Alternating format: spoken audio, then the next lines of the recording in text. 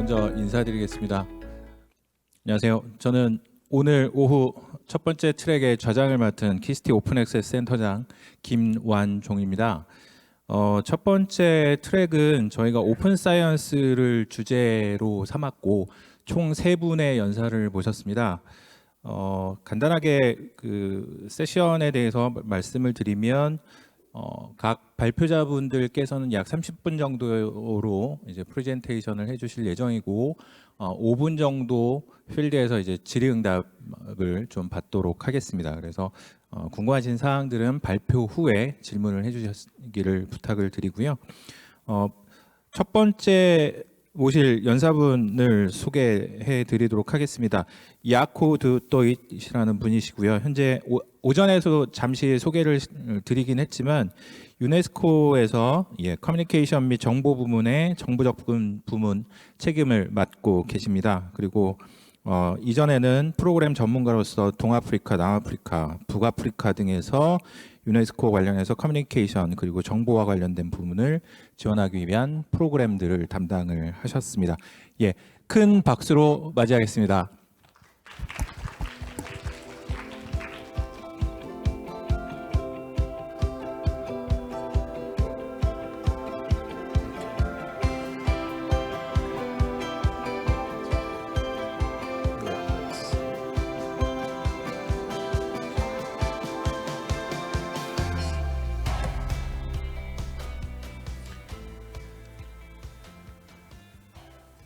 Good afternoon.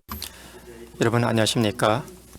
온라인으로 참여하신 분들께도 인사드립니다. 이들이 함께하게 돼서 기쁘게 생각을 합니다.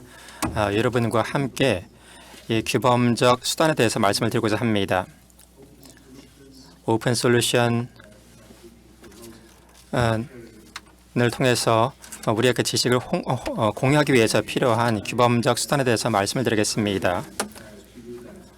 먼저 이 점을 확실하게 밝히겠습니다. 유네스코는 1945년에 설립이 되었습니다. 유네스코의 헌정을 보시게 되면 유네스코는 평화, 빈곤 구제, 지속 가능한 발전, 문화적인 그 대화를 교육, 과학, 문화, 커뮤니케이션 정보를 통해서 증진시킨다고 되어 있습니다. 이와 같은 사명에서 중요한 부분이 바로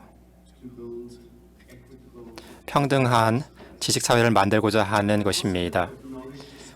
지식사회라는 그 개념은 유네스코가 정보사회 세계정상회담에서 제안한 개념이기도 합니다. 우리는 지식사회를 다양한 세계 정보와 사회 정상회담에서 촉진시켰을 뿐만 아니라 이와 관련된 규범적인 수단에 대해서 말씀을 드리겠습니다. 또한 그 내부적으로도 유네스코는 유네스코 주장하는 바를 실천을 하고 있습니다. 우리는 유엔 기구 중 최초로서 저희는 오픈 액세스 정책을 2014년에 도입을 했습니다. 그리고 이와 같은 개방성이라는 것을 회원국에게도 권장을 함으로써 개방성이 다양한 회원국 안에서도 실천이 될 수 있도록 하고 있습니다. 유네스코는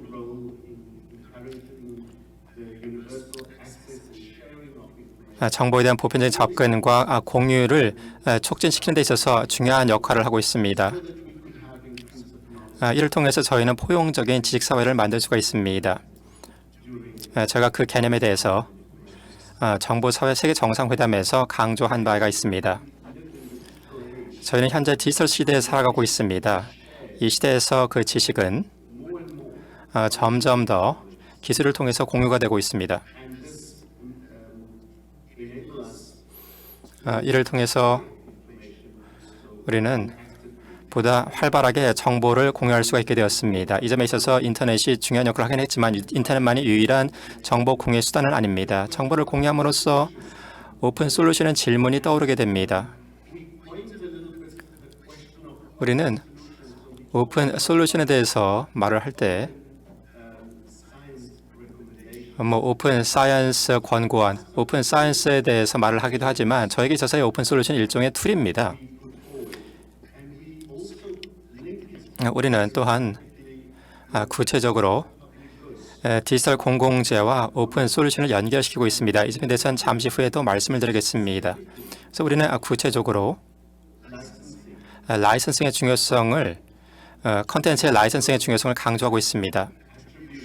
라이선싱을 통해서 저작자를 존중하고 또한 우리가 이것을 재사용하고 재배포할 수 있는 그 방안에 대해서도 살펴보고 있습니다. 오픈 솔루션은 목적은 협업을 강화하는 것입니다. 지식은 보다 자유롭게 공유가 될 수가 있습니다. 다양한 참여자들이 프로젝트에 참여해서 공유를 하게 되면 우리가 또한 그 시상식을 통해서 그 같은 협업을 저희가 본 바도 있긴 합니다. 이와 같은 과정을 통해서 우리가 함께 협력을 하게 되면 우리는 특정한 라이선싱이라든가 또는 다른 요소들을 존중을 하면서도 지식에 대한 접근성을 보다 향상시킬 수 있고 지식의 공급을 향상을 시킬 수가 있고 이를 통해서 공익을 추구할 수가 있습니다. 그리고 오늘 그 수상을 하신 분들에게 축하의 말씀을 드립니다. 여러분들께서 다 여러분이 오픈니스를 활용을 해서 특정한 문제를 해결하셨기 때문에 상을 받으신 것입니다. 저는 그와 같은 점을 진작을 시키려고 합니다. 다학제적인 또는 학문 내에서의 협업적인 연구 그리고 프로젝트를 통해서 우리의 지식을 향상시키고 우리의 집단적인 지능을 향상시키는 것이 우리의 목적입니다. 우리가 집단적인 지능을 사용을 하게 되면 이를 통해서 해결책을 찾게 되면 그 영향은 과연 어떻게 될까요? 코로나 시대 동안 우리가 정보를 공개한 적이 있습니다. 사람들이 어떠한 증상을 갖고 있는지 정보를 공개했고 코로나가 확산되는 것을 막기 위해서 무엇을 할 필요가 있는지에 대한 정보를 공유를 했고 궁극적으로는 저희가 함께 협력을 해서 백신을 개발을 했습니다. 이 모든 것이 개방형 운동의 일부로서 이 같은 개방성을 통해서 우리의 삶이 바뀔 수가 있습니다. 그리고 생명을 구할 수가 있습니다. 그리고 이 같은 공유를 통해서 우리는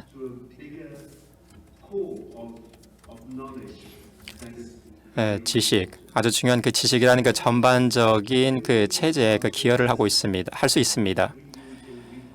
재사용하고 리퍼퍼싱을 하고 하는 지식을 공유함에 있어서 또한 시민들이 중요한 역할을 할 수도 있습니다. 시민들의 운동을 통해서 시민들은 데이터 포인트를 기여할 수가 있습니다. 이를 통해서 해결책을 찾는 데 참여를 할 수가 있습니다. 유네스코가 학생들과 함께 협력을 해서 강우에 대한 데이터를 수집을 해서 저는 산사태와 같은 재난 위험의 경감을 시키는 그 같은 활동을 했었습니다.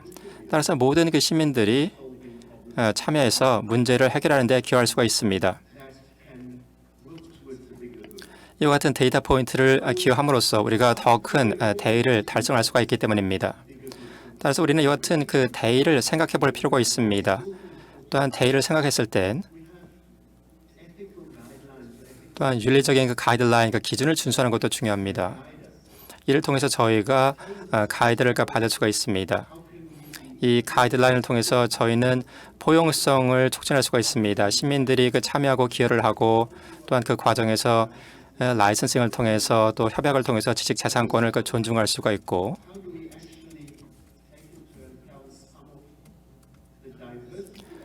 또한 언어라는 또 다양성도 증진시킬 수가 있습니다. 다언어주의, 언어 다양성이 오픈 액세스를 통해서 포용을 향상하고 협력이 가능한 커뮤니티를 만드는 데 있어서 중요한 역할을 합니다. 현재 그 지식이 빠르게 전파가 되고 있습니다. 이와 같은 상황에서 언어 장벽 때문에 이와 같은 데이터에 대한 접근성이 장애를 받을 수가 있습니다. 하지만 우리가 언어 기술을 이제 사용할 수 있게 되었습니다.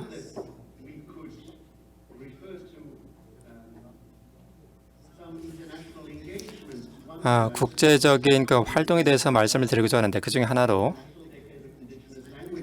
원주민 언어 10년이 작년에 그 시작을 했고 그 결과 중에 그 하나는 바로 디지털 권익 향상이었습니다. 정보에 대해 다양한 언어를 통해서 정보를 제공할 수 있도록 새로운 기술을 사용하는 것이 그 골자입니다. 또한 유네스코는 다언어주의와 사이버 스페이스에 대한 공통적 접근에 대한 권고안도 내놓았습니다. 이 권고안에도 개방적으로 컨텐츠를 라이선싱하는 것의 중요성에 대해서 강조를 하고 있습니다. 개방적으로 라이선스가 되었을 때 우리는 어떻게 다양한 언어로 이 정보에 대한 접근성을 제공할 수가 있을까요? 그렇지만 또 다양한 커뮤니티가 자신의 접근 정보를 가지고 필요한 조치를 취할 수가 있기 때문입니다. 따라서 우리는 우리가 할 수 있는 좋은 대의에 대해서도 생각을 하면서도 또한 그 포용성도 고려를 해야 됩니다. 다 언어주의를 통해서 저희가 지식을 보다 광범위하게 공유할 수가 있고 우리가 이해를 하지 못할 경우에는 기술을 활용해서 그 정보에 그 접근을 할 수가 있습니다. 또한 우리는 생성의 AI의 그 중요성에 대해서 이야기하기 시작했습니다. 빅데이터셋이 일부 언어에서는 제공이 되고 있지만 다른 언어에서는 그렇지 못하고 있습니다. 데이터가 개방적으로 라이선스가 되었음에도 불구하고 특정 그 커뮤니티 같은 경우에는 영어를 사용하지 않기 때문에 또는 스페인어를 사용하지 않기 때문에 또는 프랑스어를 사용하지 않기 때문에 그 정보에 대해서 접근하지 못할 수가 있습니다. 유네스코는 아프리카에 있는 커뮤니티와 함께 협력을 해서 보다 다양한 언어의 그 데이터셋을 만들고 데이터셋을 개방적으로 라이선스함으로써 AI가 다양한 언어의 그 데이터를 입력받을 수 있도록 하고 있습니다.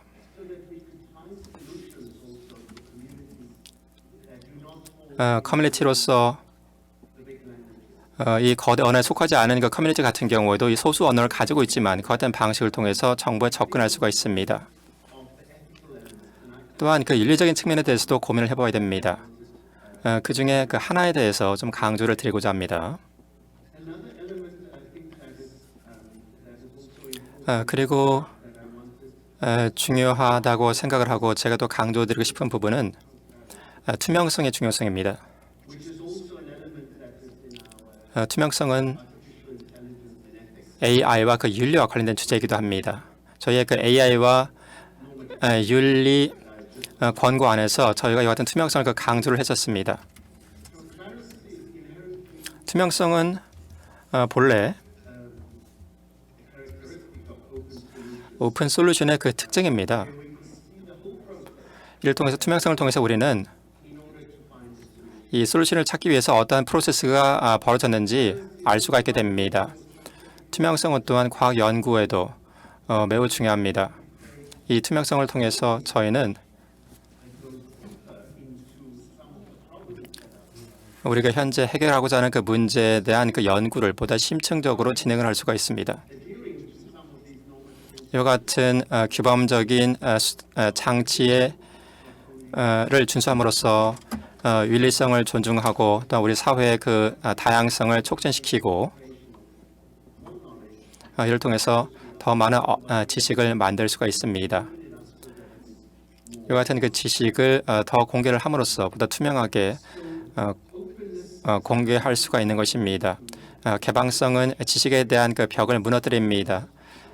사일로화된 그래서 접근하지 못하는 그 지식의 벽을 무너뜨려 줍니다. 또한 이를 통해서 상호 운영성도 향상이 됩니다. 우리가 그 자원을 서로 공유를 할 수가 있기 때문입니다. 그리고 과학적인 그 워크플로우에 대해서도 서로 그 공유를 하고 정보를 공유할 수 있습니다. 제가 오픈 솔루션에 대해서 많은 말씀을 드렸습니다.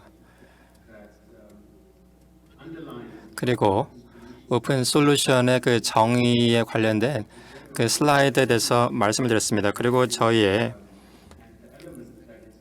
사무총장 보호께서도 어떠한 요소들이 여기에 포함이 되어 있는지 말씀을 해주셨습니다.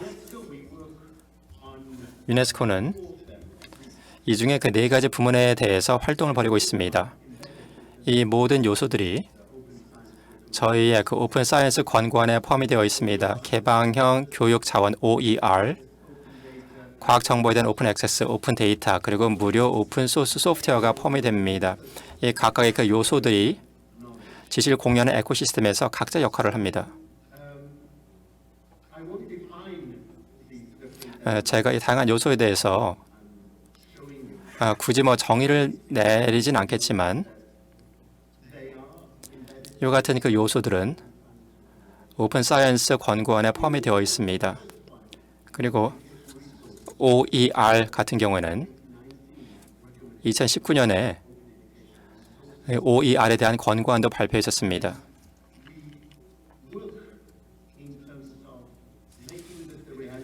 그리고 사람들을 위해서 이것을 실현을 시키기 위해서, 즉 사람의 삶에 진정한 그 변화가 일어나게 하기 위해서 노력을 하고 있습니다. 저희 그 사무총장분께서 그 나이지리아 그리고 앙골라의 그 사례에 대해서도 말씀을 해주셨습니다.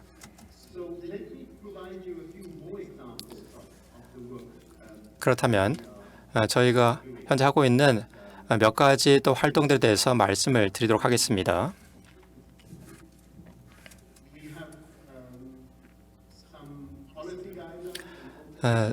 오픈 액세스에 대한 그 정책 가이드라인이 있습니다. 오래된 문서이긴 하지만 여전히 제도적인 그 차원에서는 적절한 그 가이드라인을 제공해 줄 수가 있습니다. 이를 통해서 과학 지식을 어떻게 개방할 수가 있는지에 대해서 어느 정도의 그 유용한 정보가 여전히 담겨 있습니다. 저희가 키스티와 함께 이 부분에서 그 협력을 하기를 원하고 있습니다. 이와 같은 가이드라인에서 어떠한 것이 변하게 되었는지, 저희가 오늘 보았던 그 내용을 통해서 경험이 많이 받게 되었고, 한국 같은 경우에도 지식을 개방함에 있어서 많은 그 발전이 있었습니다. 또 한국도 이와 같은 지식을 개방함에 있어서 좋은 사례 연구가 되고 있습니다. 그래서 이 가이드라인 저희가 보고서 충분한 노력이 일부 요소에 좀 할애가 되지 않았다. 이 가이드라인 이 점을 강조하고 있는데 이 점이 약간 좀 미진했다라는 것을 볼 수 있을 것이고, 또는 이 가이드라인을 보고서 한국의 그 경험과 이 가이드라인을 가지고 다른 국가를 도와줄 수도 있을 것입니다. 그 다른 국가가 정보를 개방하는 것도 도와줄 수가 있을 것입니다. 이와 같은 요소들을 저희가 강조하고자 합니다. 즉 모범 사례를, 즉 세계에서의 모범 사례를 저희가 찾아서 공유하고자 하는 것입니다. 유네스코는 글로벌 오픈 액세스 포털과 협력을 하고 있습니다.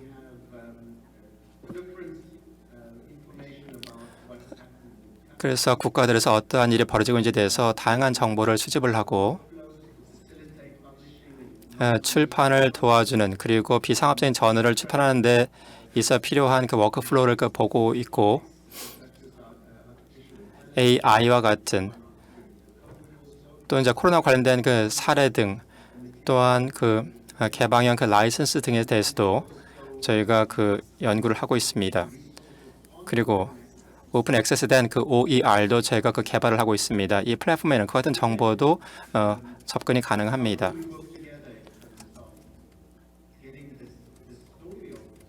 이와 같은 한국과 또 다양한 그 네트워크 국가들에 속한 국가들과 함께 이 포털에서 어떻게 협력을 할 수가 있을까요? 이 포털은 그 유네스코와 남미의 그 네트워크, 그리고 인도의 그 기관과 협력을 하고 있습니다. 또한 이 포털에 대해서도 한국과 함께 그 협력을 할 수 있기를 바랍니다. 제가 말씀드린 그 정책 가이드라인은 프랑스, 영어, 스페인어 그리고 아랍어로 제공이 되고 있습니다.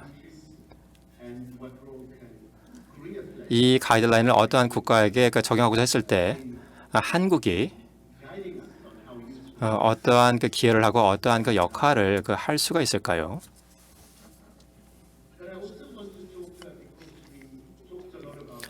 저희가 AI에 대해서 많은 이야기를 나눴고 생성형 AI에 대해서 많은 이야기를 나눴습니다.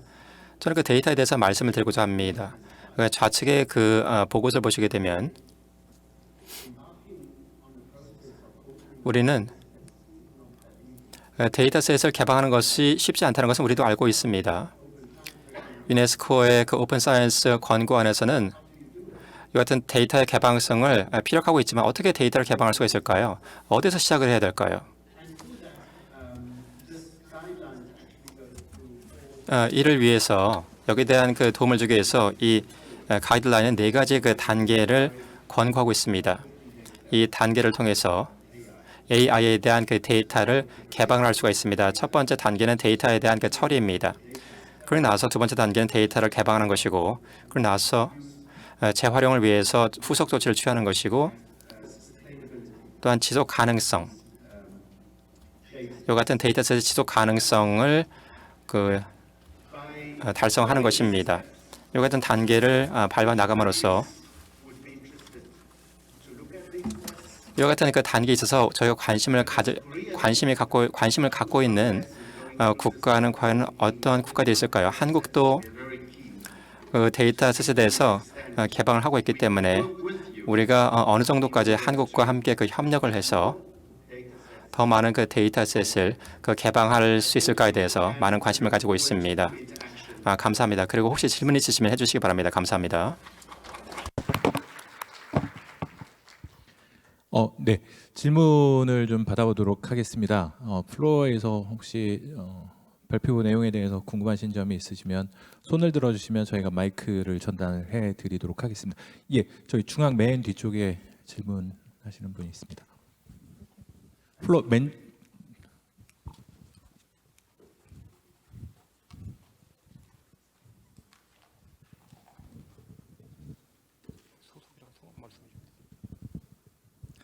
예, 그 발표 내용 잘 들었습니다.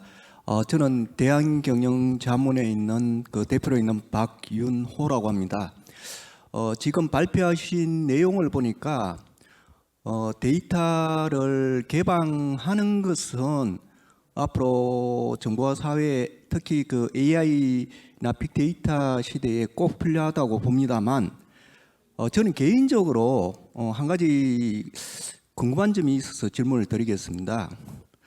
유네스코 같은 경우 아까 말씀하셨지만은 데이터 개방이 제3세계나 이쪽으로 오픈하시는 것 같은데, 과연 우리나라가 특히 과학기술 쪽으로 이 데이터를 갖다가 전 세계에 오픈했을 때에 우리나라의 국가 경쟁력은 스스로 격화시키는 것이 아닌지, 여기에 대해서 저는 개인적으로 데이터를 개방하시더라도 등급을 주어서 상대방 국가와 우리나라 국가와의 상호 평등의 원칙에서 데이터를 개방하는 것이 바람직하다고 보는데, 여기에 대해서 말씀해 주시기 바랍니다.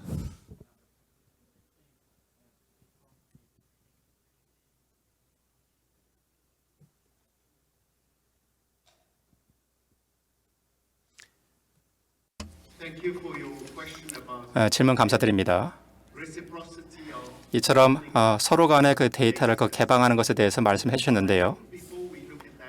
그 점에 대해서 알아보기 전에 무엇을 위한 데이터인가 생각을 해봐야 됩니다. 한국을 위한 데이터셋이 있을 때 이 똑같은 데이터셋을 반드시 해결책을 찾기 위해서 쓰지 않을 수도 있습니다. 즉 다른 국가의 문제를 해결하기 위해서 한국의 그 데이터셋을 굳이 사용하려고 하지 않을 수도 있습니다. 아니면 그 데이터셋을 굳이 사용하려고 할까요? 데이터셋의 중요성에 대해서 제가 강조를 해줬습니다. 그래서 우리는 맞춤화된 그 솔루션을 만들 수 있다라고 생각을 합니다. So, the universality of data set, 데이터셋의 그 보편성, I'm not totally convinced 저는 이 데이터셋의 그 보편성에 대해서 be able to talk about universality of that data. 약간의 그 회의론적인 시각이 있습니다. This said, I talked about 하지만 some of the advantages 제가 of opening up data. 데이터를 그 개방했을 때 얻을 수 있는 혜택에 대해서 말씀을 드렸습니다. 그래서 코로나의 백신 개발도 그 같은 예라고 제가 말씀을 드렸었죠. There are very specific regimes, I think, where different types of 다양한 유형의 그 데이터가 공유될 수 있는 특정한 그 시스템들이 있고요. 어떤 시스템들이 긍정적인 영향을 끼치고 있습니다. international collaboration that was 그리고 find very quickly a solution 국제적인 협력이 있었기 때문에 very quickly. 보다 빠르게 저희가 이 해결책을 찾을 수가 있었던 것입니다. 물론 이제 어떤 사람들에게는 그 발전 속도조차 더디다고 느꼈겠지만 저희가 여하튼 그 체계를 통해서 정보를 공유함으로써 생명을 구할 수가 있었습니다. 그리고 제가 대의에 대해서도 말씀을 드렸습니다. We are at the front line of many 우리는 in our society. 우리 사회의 그 모든 다양한 문제의 그 최첨단에 있습니다. 그리고 우리는 공익, 대의를 생각을 해봐야 됩니다. Small problem that needs to be solved. 따라서 우리가 해결해야 될 문제는 한 국가의 그 작은 문제뿐이 아니라 Bigger problems 훨씬 더 심각한 문제들도 있습니다. that goes across 이와 같은 심각한 문제들은 그 다양한 국가에서 벌어지고 있기 때문에 벌어질 수도 있습니다.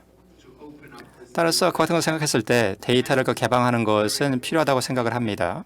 to make use of 그리고 데이터를 개방해서 데이터셋을 활용을 해서 하는 것이 중요하다고 생각을 합니다. that there's acknowledgement 이와 동시에 the data comes from. 데이터가 어디서 나왔는지, 누가 저작자인지 이를 보고 이것에 대해서 그 존중을 하고 인정을 하는 것이 중요하다고 생각을 합니다. 이 데이터를 만든 사람에 대해서도 그 공로를 인정을 해야 되는 것이죠. 상당히 제가 긴 답변을 드리긴 했지만 That we consider 우리는 good 더 큰 대의, 공익을 생각을 해야 됩니다.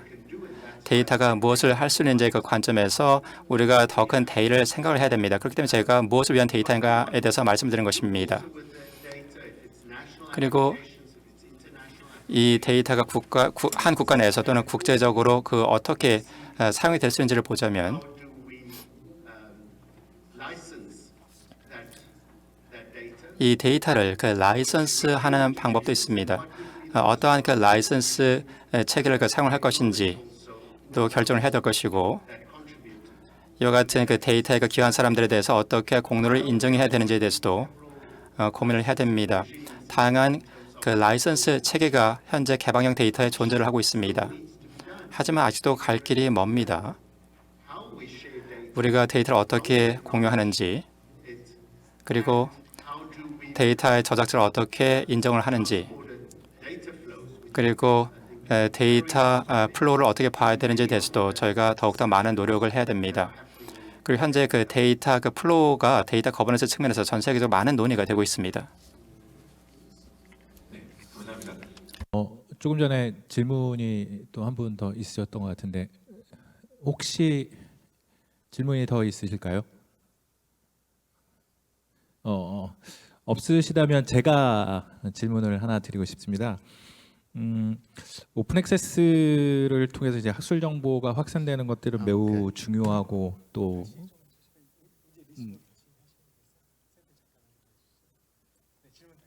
네. 오픈 액세스를 통한 학술 정보의 확산이라든가 이런 부분들은 굉장히 중요하고 제3세계 국가 아니면 개발도상 국가 이런 쪽들에게도 굉장히 정보 접근성을 해결해 주는 측면에서 보면 굉장히 중요한 부분인데 하지만 이제 개발도상국이나 제3세계 국가들이 골드웨이 모형으로 계속적으로 가거나 아니면 트랜스포머티브 OM 모형으로 계속 가게 된다면 이런 국가에서는 새로운 장벽, 즉 이제 논문을 생산하기 어려운 문제가 또 발생할 수도 있는데 그런 부분에 대해서 유네스코가 현재 수행하고 계시는 연구가 있으신지 아니면 관련된 계획이 있으신지 그런 부분에 대해서 짧게 부탁을 드리겠습니다. Thank you for that question. And it's true that 질문 감사드립니다. time we talk 점심시간에 저희가 enabling environment that needs to be put in place. 우리가 어떤 환경을 그 오픈 라이선싱을 위해서 어떤 환경을 만들어야 되는지에 대해서 말씀드렸습니다. 이와 같은 환경도 만들고 연구자들이 그 동기부여를 받는 것도 중요하다고 말씀드렸습니다. 애덤이 그 피라미드에서 그와 같은 말씀을 하신 것도 있었죠. 그 연구자들이 그 논문을 출판하기 위해서 동기부여를 받는 것도 중요합니다. So I would say that what is UNESCO doing? 유네스코가 What are some of the bottlenecks? 이와 같은 뭐 병목 현상이라든가 문제를 해결하기 위해서 하는 활동에 대해서 말씀드리자면 그 우선 레바논의 사례를 들어보도록 하겠습니다. Many of you might know there 뭐 많은 분이 아시겠지만 레바논은 경제 위기를 현재 겪고 있습니다. UNESCO is currently 유네스코는 현재 the open environment in Lebanon. 레바논에서 개방형 환경을 만들려고 하고 있습니다. 이를 통해서 What are the elements that are in place in order to 어떠한 그 요소들을 그 도입을 해야지만 open educational resources? 뭐 개방형 교육 자원을 갖고 오픈 데이터를 갖고 오픈 액세스를 이룩할 수 있는지에 대해서 그 고민을 하고 있습니다. 이와 같은 그 분석을 통해서 우리는 Form either institutional policies 뭐 제도적인 그 정책이라든가 또는 국가적인 차원에서 수요가 있다고 하면은 어떤 국가적인 규범 수단을 만들려고 합니다.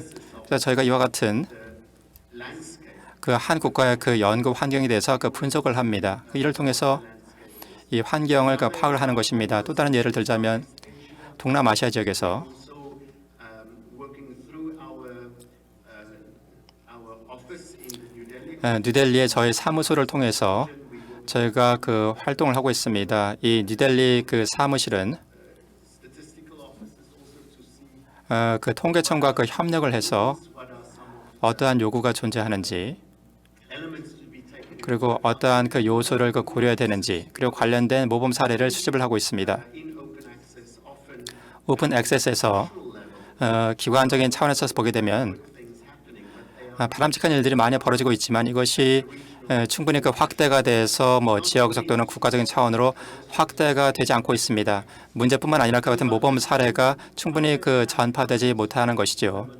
또서 레바논 같은 경우에는 뭐 국가적인 차원에서 economic crisis. 현재 레바논이 그 경제 위기를 겪고 있기 때문에 저희가 이 같은 레바논의 그 오픈리스 책에 대해서 그 분석을 하고 있고 또한 동남아시아 지역 같은 경우에도 저희가 그 환경에 대해서 그 분석을 하고 있습니다.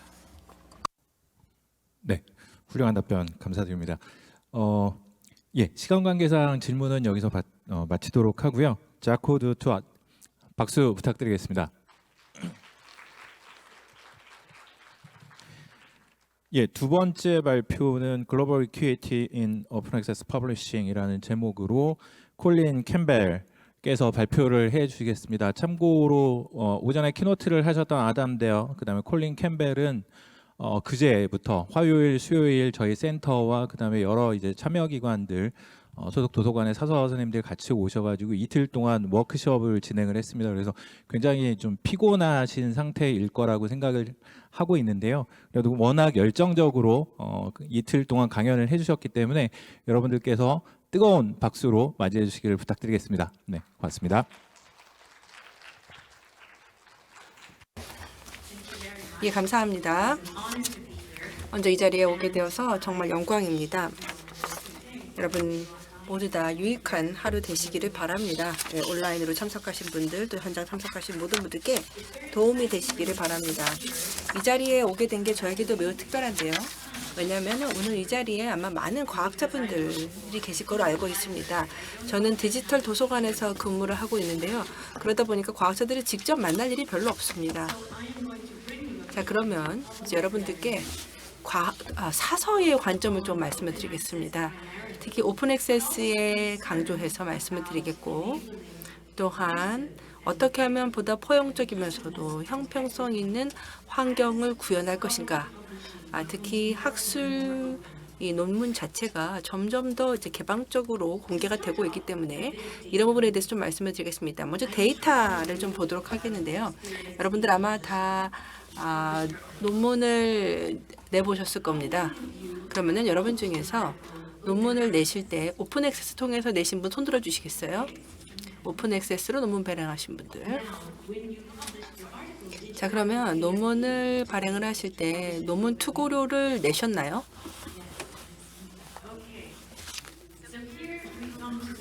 자, 그러면 여기서 이제 질문이 있습니다.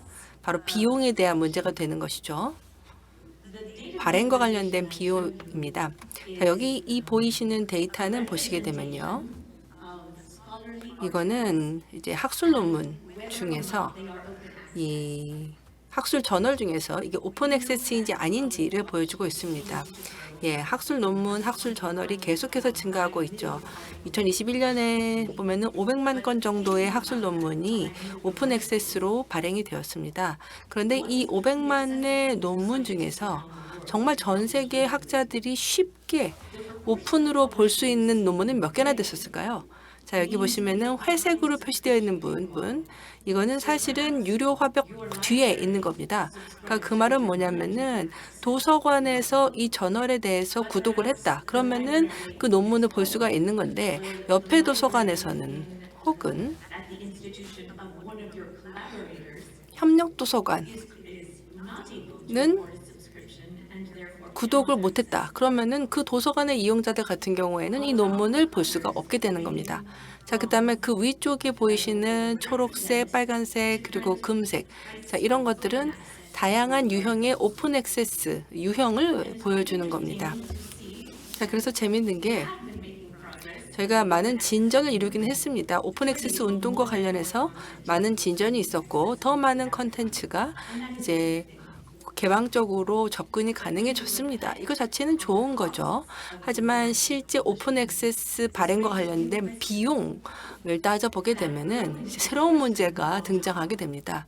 바로 오픈 액세스, 그러니까 당장 이제 오픈 액세스가 가능한 골드 색깔 같은 경우에요. 근데 이제 대부분의 경우에는 논문 게재료, 논문 투고료를 받고 한다라는 것이죠. 근데 이 논문 게재료가 모두가 다 감당할 수 있는 수준은 아니라는 겁니다. 예, 그래서 이 학술 논문 발행과 관련된 시장이 실제 비용 증가를 목도하고 있습니다. 저기 보시면은 모든 학술 논문의 49%만이 유료 오픈 액세스로 발행이 되고 있습니다. 작년 기준으로 그렇습니다. 이건 뭐냐면은 전체 저널 발행 시장의 20% 이하밖에 안 되는 겁니다. 아마 여러분들 중에서 네이처나 엘세비어 같은 이러한 그 대형 출판사와 일을 해보셨으면 아실 텐데요. 평균 오픈하게 논문을 이제 투고를 하려면 하이브리드 저널이 되었든 오픈 액세스 저널이 되었든 간에 논문을 게재할 때 이 논문 게재료가 상당히 비쌉니다. 보시면은 뭐 $3,000, 뭐 $2,000대 뭐 이렇게 된다라는 거죠. 근데 이게 평균 비용이고요. 어떤 경우에는 투고료가 더 비싼 경우도 있습니다. 그리고 또 이제 더 우려스러운 것은 뭐냐면은 이 투고료가 계속해서 올라가고 있다는 거죠. 해가 갈수록 이 논문 게재료가 갈수록 상승 중입니다. 자, 그러다 보니까 적절한 이제 환경을 구축을 해서 제대로 좀 오픈 액세스를 구현을 하기 위해서는 다양한 전략이 필요합니다. 그래서 오픈하면서도 지속 가능해야 되는 것이고, 그러면서 글로벌하게 형평성을 갖추는 게 중요합니다. 자, 여기 보시게 되면 또 이제 여러 그 학술 논문과 관련돼서 각국의 상황을 보여주는 파이 차트인데요. 그러니까 이걸 보면서 오픈 액세스의 포용성이 얼마나 되는가를 보는 건데, 자, 한국은요 세계은행의 추산에 따르면 고소득 국가입니다. 예, 고소득 국가 중 하나로 분류가 될 수가 있죠. 자, 그러면은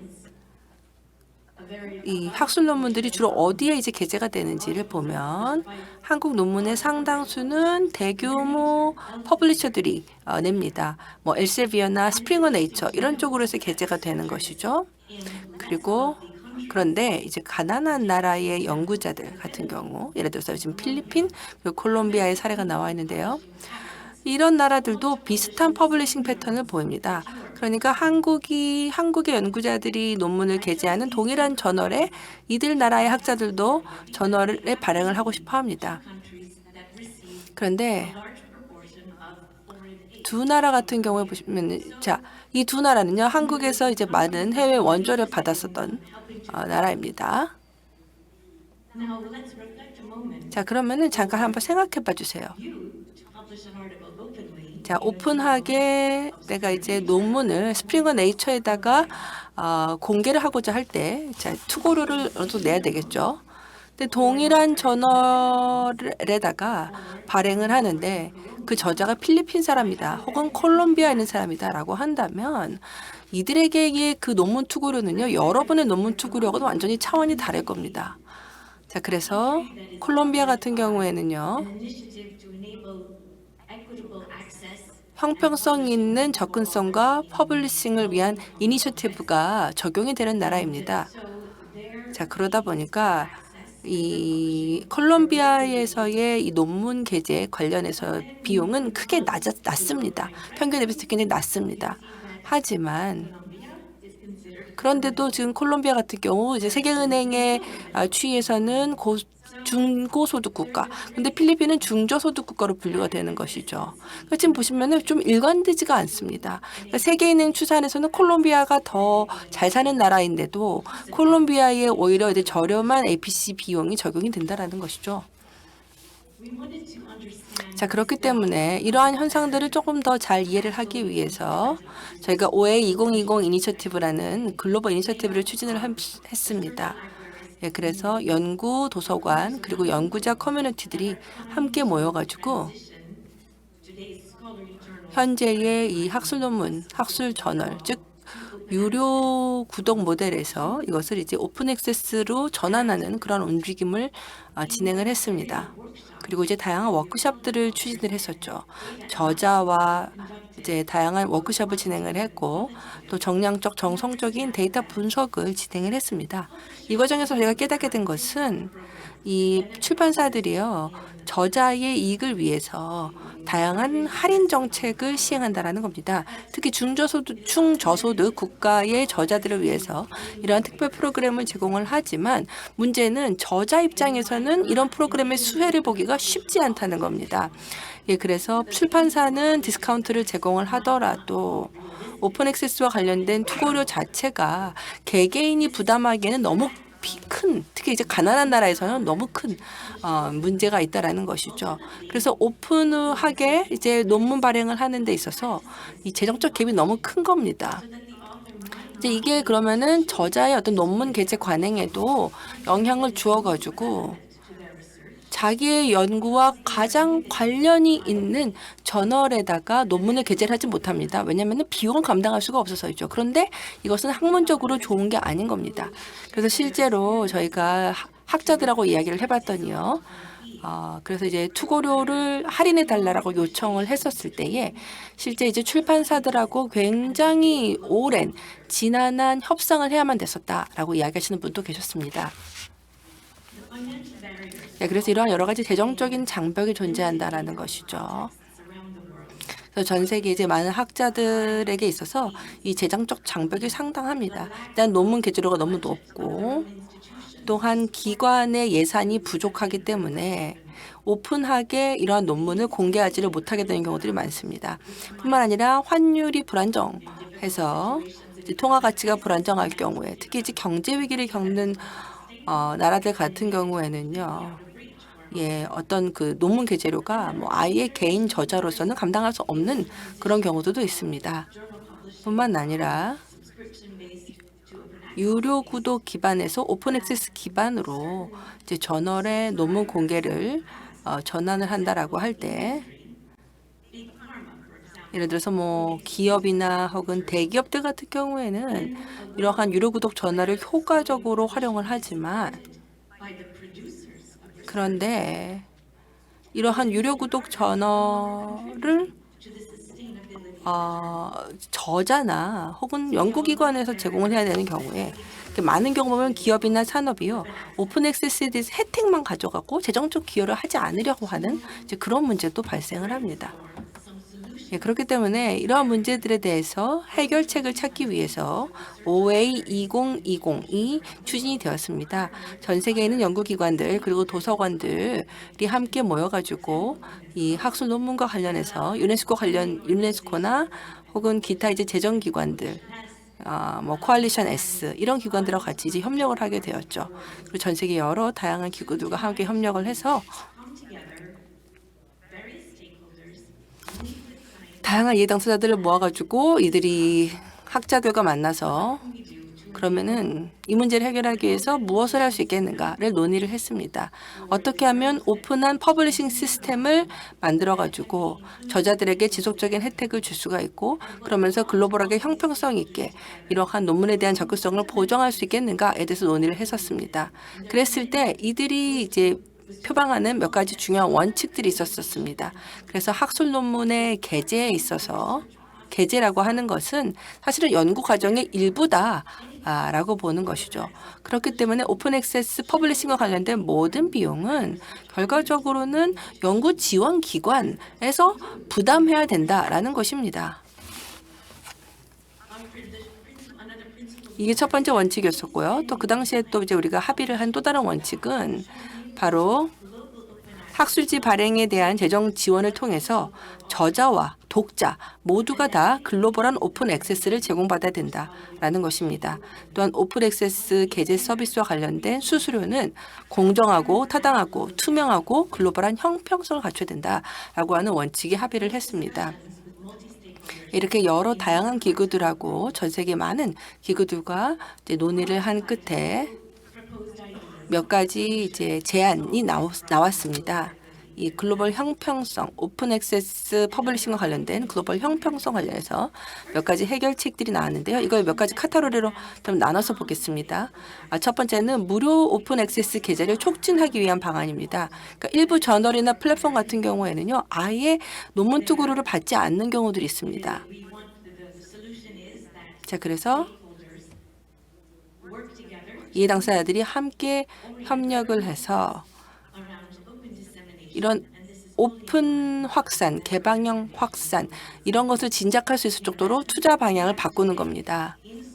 지금 이제 학술 논문과 관련해서 우리가 많은 이제 투자를 하고 예산을 투입하고 있지만 그러나 이러한 예산의 상당수가 유료화 저널에 있기 때문에 이 유료화 저널에 투자하던 부분 상당을 옮겨서 오픈 액세스를 가능하도록 해야 된다는 것이죠.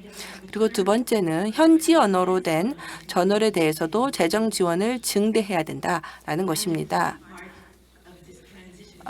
또한 이렇게 오픈 이슈로의 전환에 있어서의 핵심은 바로 연구의 평가 기준을 개정을 해서 연구자들이 보다 더 개방적인 그러한 퍼블리싱을 할 수 있도록 인센티브를 줘야 된다는 것이죠. 자, 그리고 도서관, 그다음에 연구기관을 대상으로 한 아이디어를 말씀을 드리자면 특히 이런 연구기관이나 도서관에서 뭐 이제 학회나 혹은 상업 기구들을 통해서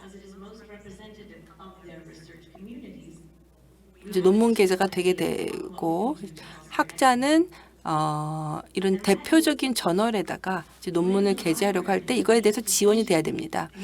즉 도서관이나 이제 도서관이 이제 대형 출판사 혹은 뭐 소형 출판사가 또 상관없지만 협상을 이제 하게 되겠죠.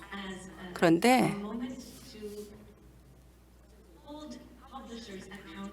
이 협상 과정에서 출판사들이 보다 더 형평성 있는 프랙티스를 갖도록 책임을 지어야 한다라는 겁니다. 또한 투명성에 대해서도 오픈 액세스 퍼블리싱과 관련된 투명성에 있어서도 출판사가 책임을 질 수 있도록 협상을 잘 해야 됩니다.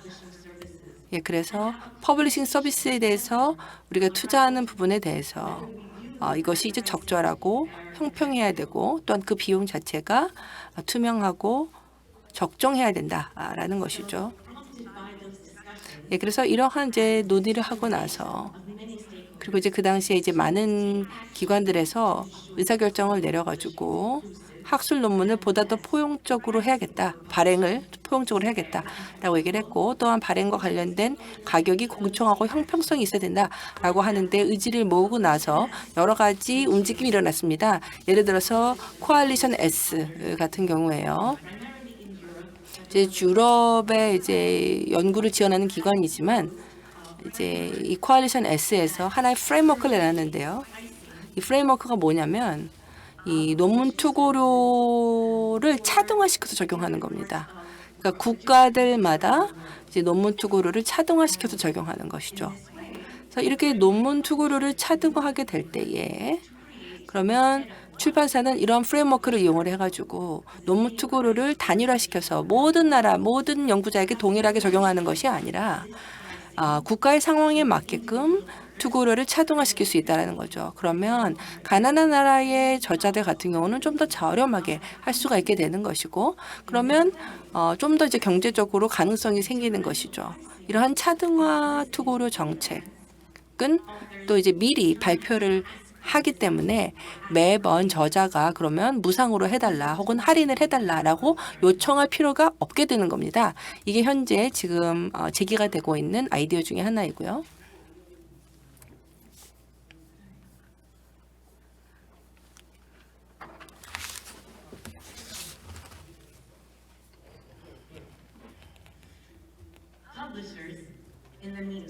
예, 그리고 또 이제 출판사 같은 경우에도 이제 많은 커뮤니케이션을 했고 이 주제와 관련해서 많은 논의가 있었기 때문에 이제는 퍼블리셔들도 뭔가를 해야겠구나라는 생각을 하게 되었습니다. 보다 더 이제 포용적이고 형평성 있게 저널 게재를 하기 위해서 이제 퍼블리셔들 나름의 이제 솔루션을 찾았는데요.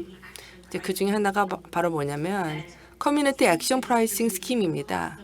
이건 뭐냐면은 퍼블리싱과 관련된 비용을 보다 더 형평성 있게 적용을 해서 모든 저자들이 걱정 없이 논문을 게재할 수 있도록 하는 겁니다. 이제 대형 출판사 중에 하나인 엘셀비어에서요, 최근에 시범 프로그램을 하나 진행을 했습니다. 예, 그러면서 국가별로 해서 차등 가격을 적용하기 시작을 했습니다. 캠브리지 오픈이라고 하는 또 다른 퍼블리셔 역시 마찬가지로 이제 풀리 오픈 액세스를 2025년까지 달성하겠다라고 해서 지금 다양한 솔루션들을 테스트하고 있는데요. 그래서 퍼블리싱과 관련된 가격을 보다 더 형평성 있게 만들기 위해서 또 다양한 노력을 하고 있습니다. 또한 전 세계 많은 도서관에서도요. 이 자리에도 이제 도서관 사서분들께 또 많으실 텐데요. 퍼블리셔와 도서관이 하는 협상의 기회를 활용을 해가지고 더 좀 형평성과 그리고 포용성을 확대시킬 필요가 있습니다. 예, 그래서 우리가 이제 출판사들이랑 같이 퍼블리셔들이랑 같이 계약 협상을 하게 될 때, 그리고 이제 우리 도서관에 적용이 되는 가격에 대해서 이제 협상을 하게 될 때, 그때 퍼블리셔들한테 좀 더 글로벌한 형평성을 줄 수 있는 프랙티스를 도입하도록 권할 수가 있습니다. 예를 들어서 퍼블리셔한테 이렇게 얘기할 수 있죠. 자, 내년도 계약을 체결하겠다. 근데 그 대신에 우리한테 가격과 관련해서 다른 나라에 대해서 어떻게 적용하고 있는지 한번 보여달라. 안 그러면 우리 계약 체결 안 하겠다. 이런 식으로 얘기할 수 있다는 거죠. 혹은 그 해당 출판사 혹은 퍼블리셔가 어떻게 투자를 해서 경제력이 낮은 나라, 가난한 나라의 학자들을 돕는지, 혹은 뭐 피어 리뷰와 관련해서 혹은 편집과 관련해서 역량 강화를 하는데 투자를 해주고 도와주는지, 이런 것들을 이제 물어볼 수가 있습니다. 또한 실제로 OA 2020 이니셔티브에 보게 되면은 전 세계 많은 도서관 그리고 도서관 컨소시엄들이 실제 이런 원칙들을 이미 도입을 해서 퍼블리셔들과의 계약을 하고 있는 걸 볼 수가 있습니다. 그러니까 이건 이미 어느 정도는 실현된 부분이라는 거죠. 자, 그리고 여기 보시면은 16차 베를린 오픈 액세스 컨퍼런스입니다. 작년 6월에 개최가 되었었고요. 그 당시에 이제 연구비 지원 기관들 그리고 전 세계 연구기관들이 함께 다 모였습니다. 그 당시에 이 컨퍼런스에서 나온 원칙 중에 하나가 뭐냐면 학술 논문 발행과 불평등은 양립하지 않는다. 즉 학술 논문 발행에 있어서 불평등이 적용되면 안 된다라는 겁니다. 과학과 학문이 제대로 그 기능을 발휘하기 위해서는 오픈의 액세스가 필요합니다. 즉 모든 학자들은 이러한 과학 그리고 연구를 하는 이 과정에 참여할 수 있어야 된다라는 것이죠. 그렇기 때문에 연구자 커뮤니티, 특히 이제 부유한 국가의 연구자 커뮤니티가 글로벌 형평성을 추진하는 데 앞장서야 됩니다. 이게 부유한 국가의 연구자 커뮤니티에도 도움이 됩니다. 예, 그리고 막스 플랑크 소사이어티가 이 회의를 개최를 했었었는데요. 뭐라고 얘기를 했었었냐면 과학이 계제류 때문에 좌절되어서는 안 된다라고 이야기를 했습니다. 예, 그래서 조금 더 이제 퍼블리셔들을 압박을 해가지고 형평성 있는 프랙티스가 더 많이 도입될 수 있도록 해주셨으면 좋겠습니다. 감사합니다. 그러면 필드에서 질문을 좀 받아보도록 하겠습니다. 궁금하신 사항들이 있으면 손 들어주시고요. 저희가 마이크를 전달해 드리도록 하겠습니다. 굉장히 발표가 좋았던 것 같습니다. 그러면 제가 대신 질문을 하나 드리도록 하겠습니다. 앞에서 제가 자코님께 드렸던 질문에 대한 또 답을 같이 해주신 것 같아서 되게 감사드리고요. 유럽 같은 경우에 현재 플래넷스라는 정책을 가지고 있고, 미국 같은 경우에는 작년도 이제 OSTP 메모랜덤이 나오면서 논문 출판에 대한 어떤 연구비를 지원받은 논문에 대해서 즉각적인 공개를 하도록 의무화하는 것으로 정책들이 만들어져 있는데, 우리 한국 같은 경우에는 현재 그런 정책들이 만들어져 있지는 않습니다. 그러다 보니까 오픈 액세스를 추진하는 게 어떤 국가나 공공적인 측면에서라기보다는 OA에 대해서 관심을 많이 갖고 있는 기관이나 연구자들을 통해서 확산이 되고 있는 상황인데, 제가 궁금한 것은 이제 플래넷스의 어떤 정책과 그다음에 NPDL이 프로젝트 딜이라든지 뭐 OA 2020 아니면 ISEC 등의 여러 가지 활동들을 하는 것들이 어떤 연관성이 있는지 그 부분에 대해서 좀 답변을 해주시면 감사하겠습니다. 예, 훌륭한 질문 감사드립니다. 전 세계적으로 보면은요, 지금 이제 연구자 커뮤니티들 중에서 특히 오픈 액세스를 가장 잘 실현하고 성공을 한 그런 연구자 커뮤니티들을 보시게 되면 이쪽 같은 경우에는 연구비를 지원하는 기관, 그다음에 연구를 하는 기관이 서로 잘 조율이 돼서 협력하고 있다라는 겁니다. 그런 커뮤니티가 가장 큰 오픈 액세스에서 성공을 거두고 있습니다. 아마 한국도 그 산 증인이라고 생각이 듭니다. 예, 그래서 한국에서도 굉장히 많은 진전이 있었었죠.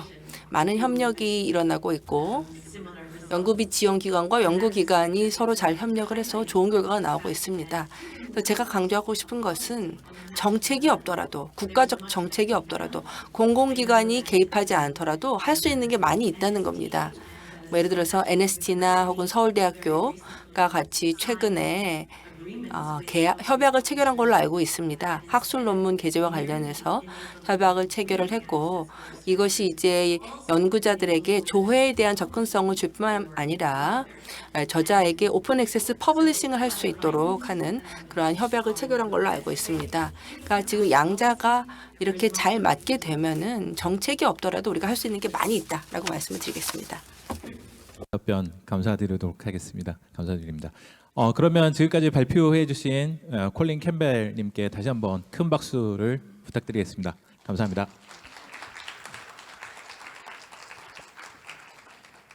예, 이제 두 분의 연사님들의 발표가 끝났습니다. 앞선 두 개의 발표는 오픈 액세스와 관련된 주제라고 했다면, 세 번째 마지막 발표는 오픈 사이언스와 관련된 부분이라고 할 수 있을 것 같은데요. 과학기술 데이터 공유와 국익 증진의 함수관계라는 제목으로 미시건 대학교의 김진석 교수님께서 발표를 해주시겠습니다. 앞으로 모시겠습니다. 큰 박수 부탁드립니다. 김진석 교수님께서는 주로 이제 데이터 사이언스 관련해서 이제 연구를 많이 하고 계시고요. 이와 관련해서 뭐 기계학습이라든지 자연어 처리, 그 다음에 거대 언어 모델 관련된 것들과 함께 뭐 소셜 네트워크 분석이라든가 이런 부분들을 집중적으로 연구를 하고 계시는 것으로 알고 있습니다. 예, 그럼 다시 한번 김진석 교수님께 큰 박수를 부탁드리겠습니다. 안녕하십니까, 김진석입니다. Before I present, I must say that Colin, Adam, and Jaco, I'm sorry, I need to speak in Korean because I have to serve the large audience, and also thank you so much for Jaco for your answer to the question raised by one of the participants asking about the relationship between the data sharing and the national interest, because that directly guide us to my topic. So thank you so much for your insightful comments. 이제 한국어로 하겠습니다. 원래 이제 영어로 준비를 했는데요. 근데 이제 많은 분들께서 한국어가 더 편하실 것 같아서 이제 한국어로 말씀을 드리겠습니다. 이 발표를 하기 전에 제가 두 가지 말씀을 드릴 게 있는데, 하나는 이제 제가 이 데이터와 관련된 연구를 주로 해왔습니다. 근데 오늘 발표드릴 내용은 아직 구체적인 연구가 많이 부족한 분야입니다. 그러다 보니까 여러분들이 보시기에 뭔가 확실한 게 좀 많이 부족하다라는 느낌을 받으실 건데요. 그런 문제점을 이제 먼저 말씀을 드리고, 그 안에서 제가 그동안에 이제 각종 기관들, 키스티를 포함해서 미국의 과학재단, 그다음에 미국의 그 기록, 정부 기록 관리 보존소, 이런 다양한 기관들과 데이터와 관련된 프로젝트를 수행하면서 느꼈던, 그러니까 경험했던 것들을 바탕으로 데이터, 과학기술 데이터 공유가 어떻게 국익하고 연관이 있는지 그걸 나름대로 정리해서 말씀을 드리겠습니다. 여러분들 중에 이미 알고 계시는 분들이 있을 것 같은데요. 여기 이제 이 케미컬, 이 화학 물질의 이름이 뭔지 혹시 아십니까? 이 장점은 우리 몸의 그 향상성을 유지하는 데 아주 필수적이고요. 신경계라든가, 그다음에 아무튼 이게 없으면 우리 몸이 제대로 돌아가지는 않습니다. 근데 반대로 이게 또 문제가 있습니다. 이제 혈압을 높일 수도 있고요. 그다음에 각종 이 심혈관계 질환을 유발할 수도 있고, 그다음에 이제 콩팥이라든가, 그래서 이제 그 신장의 그 질병으로도 이어질 수가 있고, 그다음에 칼슘 손실에도 영향을 미칩니다. 자, 이게 무슨 화학 물질일까요?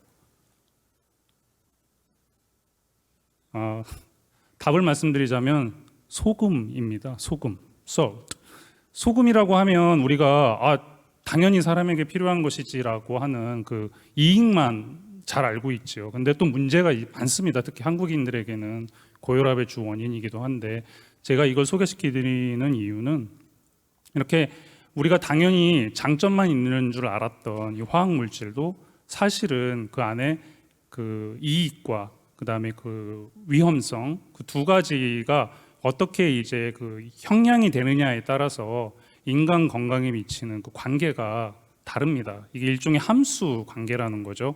그 소금의 섭취량, 그 환경과 이익을 증대하고 그다음에 손해를 최소화시키는 방향, 그렇게 해야지만이 우리 몸에 도움이 된다라는 이 함수 관계가 있는데, 마찬가지로 이 연구 데이터 공유라고 하는 것도 어떻게 하면 우리가 이익은 극대화하면서 여기서 생겨나는 위험은 최소화할 것인가, 이 관계를 잘 우리가 이해를 하고 거기에 맞게 정책을 세워야 국익에 도움이 된다라고 하는 그 관계 설정을 제가 대략적으로 하기 위해서 오늘 강의를 준비했습니다. 여기서 이제 한 가지 말씀드릴 거는, 제가 지금 드리려고 하는 말씀은 데이터 공유와 국익에 관한 내용이거든요. 근데 이제 여러분들 머릿속에서는 데이터 연구자에 대한 생각, 그다음에 또 뭐 연구 그룹의 그런 생각 여러 가지가 있으실 건데, 여기에 한정돼서 말씀을 드리는 거니까 그걸 감안하시고 나중에 질의응답 시간에 혹시 연구자 개인과 어떻게 하면 이 데이터 공유가 잘 조화를 이룰 수 있을지, 이익을 극대화할 수 있을지 그때 제 의견을 말씀드려 보겠습니다. 첫 번째로 연구 데이터를 공유하면 어떤 좋은 일이 있을까요? 뭐 이건 우리가 이미 다 알고 있는데, 제가 여기서 좀 다르게 설명하려고 하는 거는 증거를 찾아봤습니다. 도대체 좋다고는 하는데 정말 좋다라는 연구가 있을까? 이제 그걸 한번 제가 뒤져봤는데요. 의외로 그 연구 데이터를 공유하면 좋은 일이 생긴다라는 연구들이 꽤 있습니다. 우선 연구의 질이, 그다음에 연구의 그 능률이 올라간다라고 하는 연구가 있는데, 많은 연구들이 있지만 제가 여기 대표적인 것들만 그 사이테이션을 했거든요. 그다음에 새로운 발견을 促진시킨다, 이제 이런 사례들이 구체적으로 보고가 되고 있고요. 그다음에 그 연구의 엄밀성을 이제 또 가속화시킨다라고 하는 연구 결과가 또 있습니다. 그다음에 무엇보다도 그 현실 세계에 적용 가능한 모델들, 그다음에 그 연구 성과들이 이 데이터 공유를 통해서 생겨나고 있다라고 하는 보고가 이미 거의 8, 9년 전부터 계속 나오고 있습니다. 그래서 결국에는 과학에는 굉장히 그 연구 데이터 공유가 이미 효과가 있다라고 하는 것이 입증이 된 겁니다. 이 연구 데이터 공유가 가장 그 큰 영향력을 발휘하는 게 공공, 건강, 그 다음에 안전 부분입니다. 이미 우리가 그 팬데믹 때 경험을 했듯이 각국의 수많은 연구자들이 자기들이 수집한 연구 데이터를 공유하고 모델을 같이 공유하면서 새로운 연구 발견이 빨리빨리 이루어질 수가 있었습니다. 그 다음에 각종 그 클리니컬 그런 실험이라든가 그러니까 임상 실험에도 이게 많은 도움을 줬고요. 그다음에 많은 툴들이 또 개발이 됐습니다. 그러니까 처음부터 자기가 데이터를 수집하고 그거를 가공하지 않고 이미 남들이 해놓은 것을 그 융합해서 이렇게 새로운 것들을 만들어낸 것들이거든요. 결국에 그래서 그거를 바탕으로 우리가 전 세계가 코비드에 대응을 하는데 큰 도움을 받았다. 그래서 연구 데이터, 과학기술 데이터 공유가 어떻게 하면 이게 과학 발전뿐만 아니라 이렇게 공공의 건강과 그 안전에도 도움을 주느냐 그 사례가 바로 이제 코비드가 되는 겁니다. 그다음에 이 연구 데이터 공유가 경제 성장과 어떤 관련이 있는가라는 논문들도 있습니다. 그 중에서 이제 가장 그 많이 연구된 거는 데이터 공유가 어떻게 혁신을 촉진하는가, 이제 거기에 굉장히 도움이 된다. 또 이런 사례들이 있다 해가지고 이제 주로 여기는 학술보다는 그 언론사들, 그러니까 연구 싱크탱크라든가 이제 언론들이 특히 경제지들이 여기에 관심을 가지고 많이 연구를 했습니다. 그래서 구체적인 사례들을 보고하고 있는 내용들이 있고요. 새로운 비즈니스 모델을 창출하는 데도 도움이 됐다고 하고, 그다음에 데이터 마켓플레이스, 그러니까 데이터를 서로 나누고 가공하고 그다음에 그거를 이제 거기에 커스터마이징하는 마켓 자체가 이제 막 급속도로 지금 성장을 하고 있거든요. 거기에 기반이 되는 많은 데이터들이 이 공개되어 있는 그 데이터들입니다. 거기는 물론 과학기술 데이터뿐만 아니라 개인의 그 정보, 그다음에 소셜 미디어 사용 내역, 이런 우리가 좀 좋지 않게 생각하는 데이터 공유도 있지만은 과학기술 데이터도 그 한 부분을 차지하고 상품으로서 이제 활발하게 거래가 되면서 경제, 각종 스타트업들이 생겨나고요. 그다음에 가령 새로운 서비스가 생겨남으로써 경제 성장에 도움을 주고 있다. 이제 그게 하나의 또 효과가 되겠습니다. 그다음에 마지막으로 좀 더 거시적으로 봤을 때 데이터, 과학기술 데이터 공유가 도대체 무슨 쓸모가 있느냐? 우선 그 기후 변화에 대응을 하는데 과학기술 데이터 공유는 이제 그건 완전히 필수인 거죠. 왜냐하면 하나의 연구진이 모든 지구의 곳곳에서 일어나는 기후 변화 현상을 그 데이터로 수집을 하고 가공할 수가 없거든요. 그러다 보니까 기후 변화 연구에는 과학기술 데이터 공유가 완전히 필수입니다. 그리고 그것이 이제 그 기후 변화 관련된 연구들을 촉진시키는 데 큰 역할을 하고 있고요. 또 하나는 이제 그 생태계 보존과 관련된 것들인데요. 예를 들면 이제 여기에 나와 있는 예로 eBird 프로젝트라는 게 있거든요. 이게 메릴랜드 대학에서 시작을 한 건데 뭐냐면 각 세계의 그 일반인들 또는 연구자들이 자기가 살고 있는 지역에서 어떤 새를 봤는데 그 새가 내가 저 새가 잘 보고가 안 된 것 같은데 왠지 낯선 새고 참 예쁘다. 그러면 그 사진을 찍고 그 새에 대한 그 자세한 정보를 이제 올려서 공유를 합니다. 그러면 다른 나라에 있는 조류학자들이 그걸 보고 에이 그거 우리 지역에서는 흔한 새예요. 별거 아니에요. 이 새는 정말 보기 드문 새인데 이거 연구 가치가 있겠는데 하면서 이렇게 데이터 공유가 그 새로운 그 이제 연구 방향을 잡아주기도 하고요. 그다음에 이런 품종이 지금 어디에서 품종이 아니고 이런 종류의 새가 어디에서 지금 번식을 많이 하고 있구나라고 하는 걸 알게 되니까 그러면 거기에 맞게 또 서식 환경을 어떻게 보존해줘야 할지 또 이제 그 보존과 관련된 또 정책을 연구하는 데도 또 도움을 받고 이게 이제 하나의 대표 사례로 해서 많이 인용이 되고 있거든요. 그러니까 이제 엄밀하게 말하면 시티즌 사이언스이긴 한데 이것도 이제 과학기술 데이터의 공유의 사례로 많이 인용이 되고 있습니다.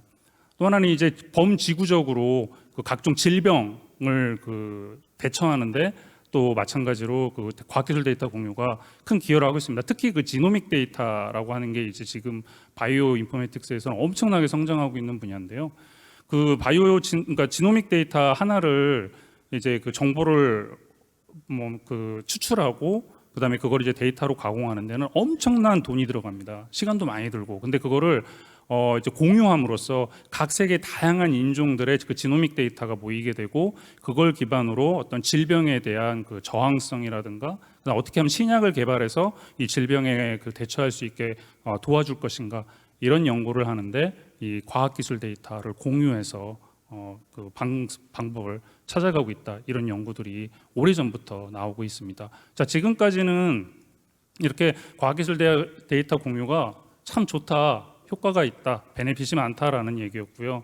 어떻게 보면 사실은 이거 뭐 그래 다 이런 거 알고 있으니까 우리가 과학기술 데이터 공유하자는 거 아니겠어? 라고 해서 좀 어떻게 보면 재미가 없을 수도 있거든요. 근데 이제 이것의 그 리스크로 넘어가서 도대체 과학기술 데이터를 공유하면 어떤 위험이 있을까라고 하는 이제 생각을 하게 되는 거죠. 그럼 이제 여기서부터 이게 조금 심각한 문제로 넘어가는데 제가 좋은 소식을 알려드리겠습니다. 제가 지난 그 거의 2달간 열심히 찾았거든요. 근데 과학기술 데이터 공유가 어떤 그 국익에 그 해가 된다라는 연구는 하나도 없었습니다. 이게 굉장히 즐거운 반가운 소식이죠. 그래서 제가 이제 조금 가벼운 마음으로 이 자료를 준비하게 됐는데요. 그 대신에 이런 위험성이 있지 않겠는가라고 하는 그런 그 많은 그 추측들과 그 예상이 있거든요. 그걸 위주로 특히 과학기술 데이터 공유가 아닌 그 일반 그 데이터 공유, 그다음에 그 과학기술 오픈 사이언스와 관련된 그 위험성과 관련해서 그전에 그 나왔던 연구들과 미국 정부, 대학, 연구기관의 그 최근의 그런 동향을 가지고 제가 여기 설명을 좀 드리겠습니다. 첫 번째는 지금 이게 일어나고 있다는 건 아니고요. 연구 데이터를 공유함으로써 생겨날 수 있는 국가 안보의 위험, 이거에 대해서 생각을 해야 된다라고 하는 거는 제가 봤을 때는 이미 미국 백악관을 시작으로 해서 대학들도 연구자들도 충분히 인지를 하고 있는 것 같습니다. 그래서 제가 뒤에 이제 미국 정부 사례를 소개해 드릴 건데 이 부분은 우리가 지금 당장에 그 문제는 없더라도 생각을 시작해야 됩니다. 지금 여러분들 공항에 가시면 신발 벗잖아요. 저기 그 미국이라든가 이런 데 갈 때. 왜 그러냐면 20여 년 전에 그 어떤 사람 하나가 신발에다 폭탄을 숨겨서 들어가려고 하다 걸렸어요. 그 사람 하나 때문에 지금 우리가 2세기 동안, 아니 20년 동안 그러니까 수억 명의 사람들이 공항에서 신발을 벗었다 신었다 해야 됩니다. 그 하나의 사례가 이런 모든 것들 정책을 바꿔버리거든요. 근데 이 리스크라고 하는 게 그렇습니다. 그 내셔널 인터리스트, 내셔널 그 시큐리티에 관련해서는 많은 사례가 누적이 돼서 그걸 가지고 우리가 이제부터 대응합시다 이게 아니라 단 하나의 사건으로 인해서 많은 정책이나 방향이 확 바뀌어버리거든요. 그래서 이런 부분에 대해서 지금 비록 그 명확한 사례가 없다 하더라도 이것을 문제가 될 수 있다라는 생각을 갖고 이제 그럼 우리가 어떻게 정책 방향을 설정해 나가면서 대책을 세울 것인가 그 방향만큼은 꼭 항상 생각하고 있어야 된다라고 하는 게 제가 드릴 말씀이고요. 또 하나는 그 데이터 남용, 오남용에 대한 그 걱정들이 이제 슬슬 일어나고 있거든요. 이거에 대해서는 아직까지 특별하게 보고된 바가 없습니다. 언론이든지 제가 챗 GPT한테도 물어봤어요. 2021년에 그 데이터 그 기준으로 했을 때 이런 사례들이 있었냐 했더니 챗 GPT가 없다라고 하면서 이제 막 이상한 다른 얘기들 늘어놓더라고요. 그래서 다른 모델들도 제가 체크를 해봤는데 다 공통적으로 없답니다. 그러면은 굉장히 다행인 거죠. 그런데 이제 그 문제는 앞으로 생기지 않을까라고 하는 우려거든요. 거기에는 이제 특히 그 우리 이웃한 나라가 있고요. 이게 공식적으로 나가는 거라 제가 그 나라가 어떤 나라라는 거를 물론 여기는 있지만 입으로 말씀드리기가 참 그렇습니다만 제가 저 때문에 외교 문제가 생기진 않겠죠. 근데 어쨌든 그 특정 그 국가뿐만 아니고 이제 중동이라든가 러시아 이런 국가들에서는 이제 그런 학자들이 의도적으로 데이터 남용을 하고 있다라고 하는 의심이 있습니다. 그래서 그런 부분에서 이제 다 공유된 과학기술 데이터가 오남용되지는 않을까라고 하는 그 우려는 지금 이제 그 증가하고 있다라고 말씀을 드릴 수가 있고요. 특히 이 그 적국이라고 하기보다는 이제 에니미가 아니라 이제 어떤 그 적대 국가에서 상대 국가의 그 공개된 과학기술 데이터를 가지고 뭔가 나쁜 짓을 할 수도 있다라고 하는 거, 그 우려와 관련해서 그 동안에 이제 그 발표된 그러니까 이런 사례가 있어요가 아니라 이런 것이 일어날 수 있다라고 하는 측면에서 이렇게 그 리포트가 있었습니다. 하나는 많은 그 국가들이 이미 그 정부 차원에서 데이터 모니터링을 하고 있다라는 거거든요. 이건 사실입니다. 그래서 그 특히 이제 중국, 러시아, 이란 같은 국가에서는 각 세계의 데이터들을 수집하거든요. 수집을 하는데 거기에는 이제 주로 그 인적 정보, 그러니까 사람에 관한 데이터들이 주로 타겟이 됩니다. 그다음에 정부의 그 리소스와 관련된 데이터들을 방대하게 수집을 하고 그걸 가지고서 이제 자기들이 어떻게 하면은 국익에 도움이 되게 할까, 아니면 상대국에 미스인포메이션 캠페인을 할 것인가, 여기에 사용되고 있다라고 하는 산업계의 이제 증언, 그다음에 사례들, 그런 것들이 꾸준히 보고되고 있는데 거기에 과학기술 데이터가 혹시 오남용되지 않을까라고 하는 우려는 존재합니다. 그다음에 특히 이제 지적재산권 그 침해와 관련해 가지고 특히 그 동안에 그 데이터를 공개하지 않았을 때도 그거를 가져다가 이제 새로운 그 비즈니스 모델을 만들거나 그다음에 이제 새로운 연구 성과를 내서 특허를 내거나 했는데 이제 과학기술 데이터가 공유가 되면 그런 활동이 좀 더 확산되는 거 아니겠냐라고 하는 이제 우려가 또 있는 것도 사실이고요. 그다음에 FBI에서는 아예 대놓고 특정 국가한테 쟤네 문제야, 쟤네가 우리 거 다 훔쳐가고 있어, 우리 뭔가 해야 돼라고 국회에 나가서 공식적으로 FBI 의장이, 국장이 이제 증언을 하고 그러면서 우리에게 돈을 주십시오, 우리가 잘해보겠습니다, 막아보겠습니다 하는 그런 일이 2020년에 있었고요. 일단 이 그 국가 간의 그런 그 국가 차원에서의 리스크는 분명히 존재하고 이 리스크가 실현이 될지 안 될지 여부는 앞으로 지켜봐야 되겠지만 이미 벌어진 일들을 참고로 했을 때 충분히 그 고민을 해야 된다라고 하는 게 또 하나의 그 흐름입니다. 그다음에 아까 말씀드렸던 그 데이터 마켓, 이 데이터 마켓이라는 것이 여러분이 상상하는 것 이상으로 어마어마하거든요. 특히 미국에서는 엄청난 시장입니다. 2022년을 기준으로 했을 때 268 빌리언 그 달러니까요. 수십조가 되겠죠. 그다음에 이게 계속 지금 커가고 있고 이 시장 안에 거래되고 있는 데이터들의 종류는 정말 말 그대로 다양합니다.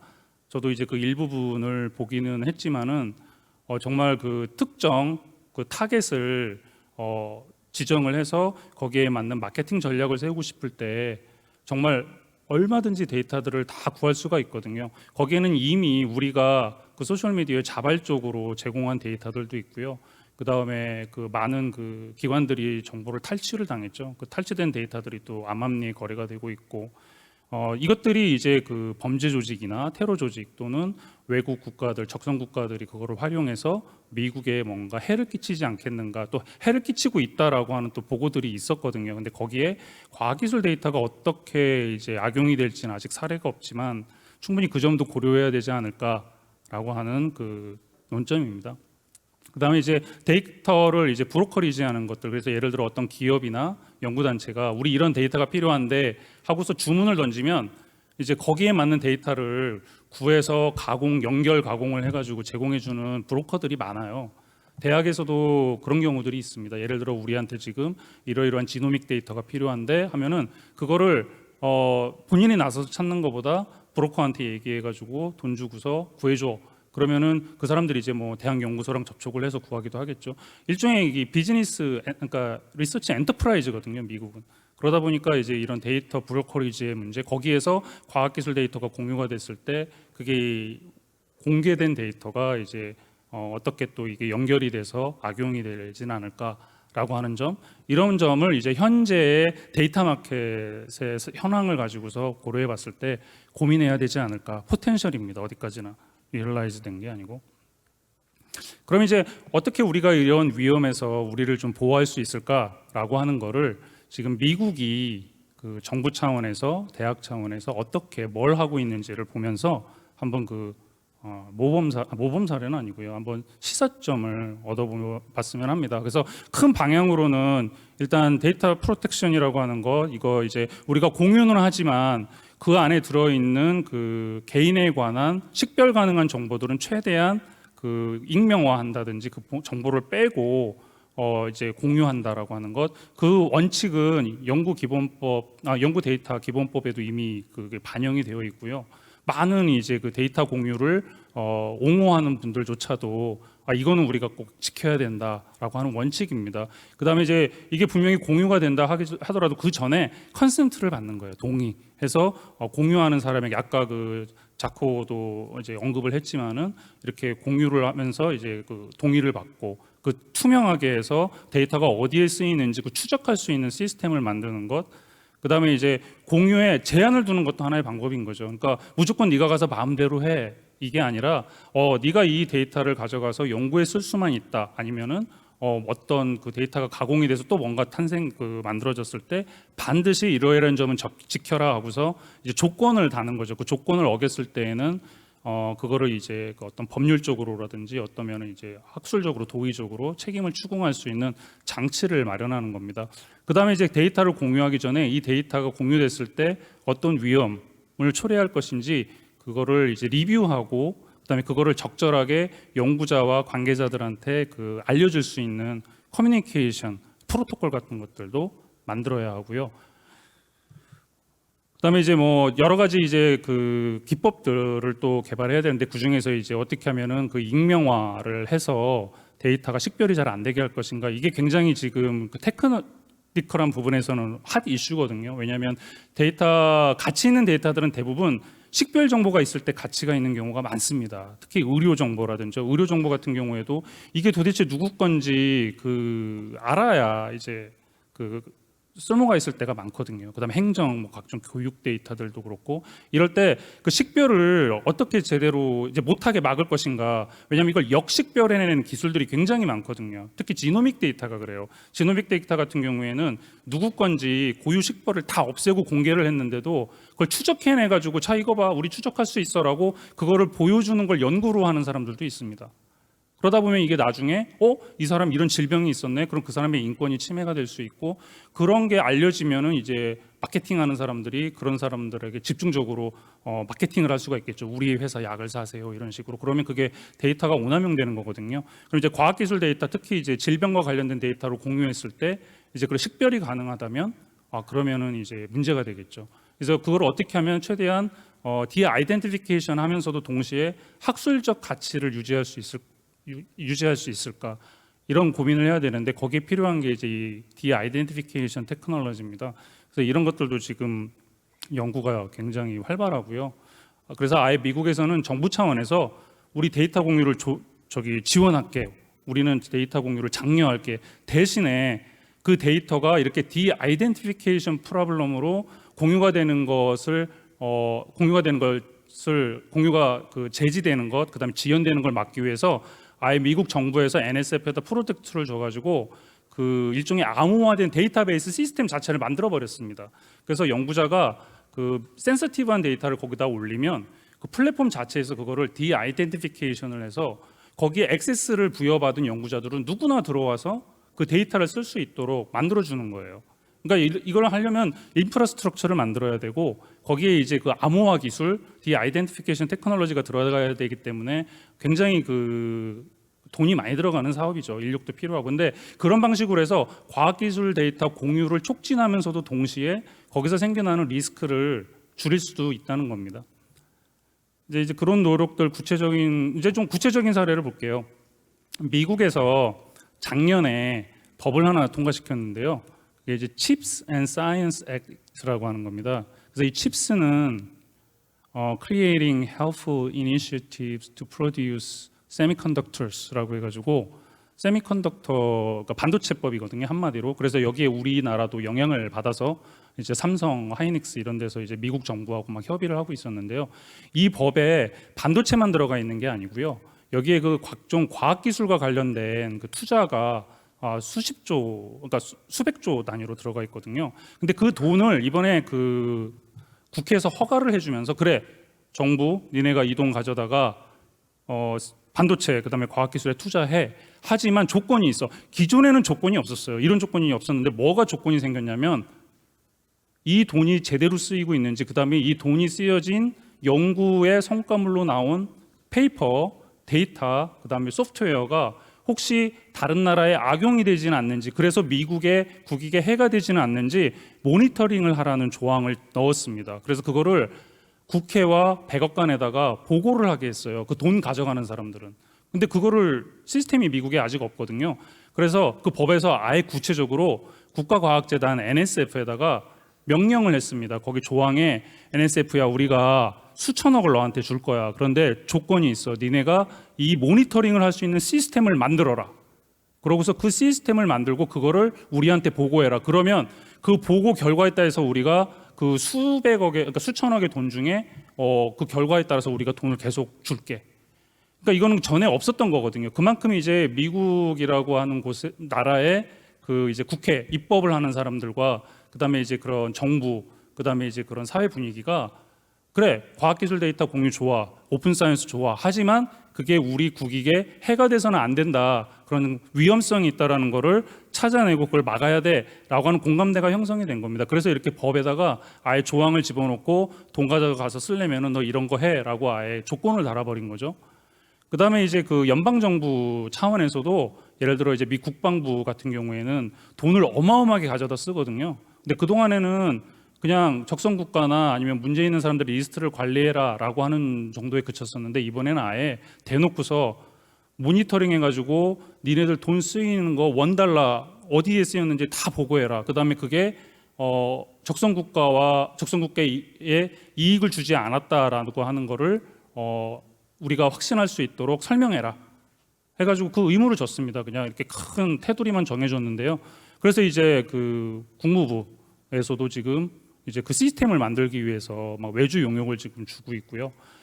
그 NSF 아까 말씀드렸던 그 모니터링 기관의 이름이 뭐냐면 Research Security and Integrity Information Sharing Analysis Organization. 이름이 굉장히 길죠.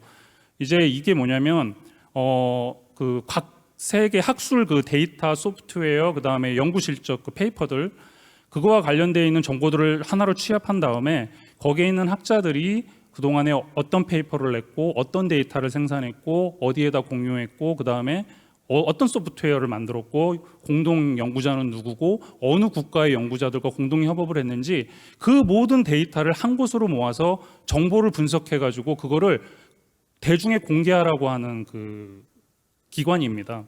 이 기관을 만드는데 총 8개의 이제 수십 개의 기관들이 이제 제안서를 냈죠. 우리가 그거 할 수 있어요라고 했는데 그 중에 이제 NSF에서 딱 8개를 선정했습니다. 8개 선정한 다음에 자, 니네 8개 한번 이제 제안서 내봐. 우리가 그걸 평가하고서 이제 거기에 맞게 돈을 줄게 하고서 5년 동안 환율 계산하면 700억을 주겠다고 이제 약속을 했습니다. 그래서 벌떼같이 달려들었어요. 이게 어마어마한 돈이거든요. 그래서 이제 제가 있는 미시건 대학에서도 이제 5명의 주 연구자를 주축으로 이 제안서에 참여를 했고요. 저도 이제 거기에 들어가 있는데 이제 다른 미국의 유명 대학들, 이제 그 시카고 대학이라든지 하버드 대학이라든지, 그 다음에 이제 그 굉장히 그 큰 연구소들이 서로 이 컨소시엄을 만들어 가지고 총 8개의 팀이 지금 이 경쟁에 참여를 하고 있습니다. 그래서 결과가 아마 연말이나 내년 초에 나올 건데, 어디가 됐든 그 주문사항은 똑같습니다. 모니터링 시스템을 만들어서 우리가 추구하는 이 오픈 사이언스, 오픈 데이터가 우리에게 해가 되지 않도록, 악용되지 않도록 감시해라, 잘 살펴봐라라고 하는 그 미국의 그 입장인 겁니다. 이제 그 방향인 거고. 그다음에 NIH는 아주 오래전부터 데이터를 이제 공유를 하되 이러이러한 점을 고려해서 데이터를 공유하라고 이제 아예 방침을 내렸었고요. 특히 이제 2003년에 만들어 놓은 데이터 쉐어링 팔러시는 아직도 이제 굉장히 그동안에 모든 연구자들이 거기에 따라서 어떻게 자기가 데이터를 쉐어할 거고 어떻게 관리할 건지 구체적으로 진술을 해야만 그 펀딩을 받을 수 있게 해놨었거든요. 그래서 이제 저도 여러 번 이 NIH 펀딩 프로젝트에 참여를 해봤기 때문에 아는데 굉장히 세부적이고 상세합니다. 그래서 그걸 또 지키지 않으면 다음에 이제 펀딩을 받을 때 불이익을 주거든요. 그러니까 여기서의 방점은 데이터 공유입니다. 데이터 공유에 가 있지만 동시에 그 데이터가 어떤 개인이나 사회에 해악을 끼치지 않도록 안전장치를 마련하라라고 하는 이게 단서가 들어 있고요. 그다음에 이제 특히 2023년 올해에 이제 팔러시를 다 업데이트를 했습니다. 개정을 하고 통폐합을 해가지고 좀 더 이제 세부적인 그 리포트를 제출해야 데이터 공유에 관련된 리포트를 제출해야만 이제 펀딩을 준다라는 입장으로 바뀌었고요. 이 다 링크들이 저 뒤에 슬라이드에 그 링크가 있습니다. 아마 찾아보시면 되게 재밌는 부분들이 많을 겁니다. 그다음에 이제 각 대학들, 미국은 특징이 정부에서 자 이렇게 해라라고 강요하는 경우가 거의 없거든요. 근데 이제 좀 자율적으로 이제 그 추진을 하되 이제 몰아가는 거죠. 예를 들면 이제 미국의 큰 대학들 중에 이제 UC 시스템, 미국에서 가장 큰 대학 시스템이죠. 그 안에 이제 수십 개의 대학과 수십만 명의 학생들, 수만 명의 연구진들이 있는데요. 거기에서는 이제 그 리서치 데이터 팔러시라고 해가지고 그 대학원생들 모든 대학 안에서 생성되는 모든 데이터들을 규제하는 방침을 가지고 있습니다. 그래서 누가 이거 소유자고 누가 책임을 질 건지 명확하게 밝히도록 요구하고 있고요. 거기 또 구체적인 가이드들이 다 따라 있고 그 다음에 그거를 상담해 주는 그 정책관들이 다 있습니다. 그다음에 이제 워싱턴 대학 같은 경우에도 이런 구체적인 정책을 만들어 놓고 그 집행을 하고 있고요. 제가 있는 미시건 대학 같은 경우에도 마찬가지인데. 특히 이제 미시건 대학은 최근에 이 데이터 공유가 굉장히 과학적으로 그러니까 연구 측면에서도 중요하지만 또 한편으로는 이런 그 시큐리티 문제도 있다 하는 걸 알고 아예 그 총장 산하에 독립된 그 특별위원회를 출범시켰습니다. 그게 리서치 데이터 스튜어드십 이니셔티브라고 하는데요. 여기 이제 제가 보드 멤버로 들어가 있거든요. 그래서 이제 어떻게 하면은 데이터 공유를 하면서도 동시에 그 부작용을 최소화할 것인가라고 하는 거를 이제 고민하고 지금 이제 큰 줄기만 마련을 해놓은 상태에서 세부적인 지침을 지금 이제 만들어가고 있습니다. 하지만 여전히 강조점은 데이터 공유에 가 있습니다. 데이터 공유는 분명히 좋은 점이 많고 데이터 공유를 해야 되는데 다만 우리가 어떻게 하면 그 부작용을 줄일 것인가 거기에 대한 고민들을 이제 조금 더 많이 하기 시작을 한 겁니다. 그래서 결국에 이 국익을 위한 데이터 공유라고 하는 거는 장점이 많다. 그동안에 이제 실증적으로 연구된 것들도 많고요. 하지만 우리가 그 위험성이 존재한다라는 것을 인정하고 그거를 어떻게 최소화할 것인지 그걸 이제 밸런싱할 수 있는 방향으로 생각을 이제 해야 된다. 그래서 이제 제가 미국의 정부나 대학에서 지금 진행되고 있는 그런 것들을 사례로 소개를 시켜드렸는데요. 이제 결국에는 전략인 거죠. 이제 구체적인 사안은 나라마다 다 다르고 특히 우리 실정에 맞는 또 방법들이 있을 거거든요.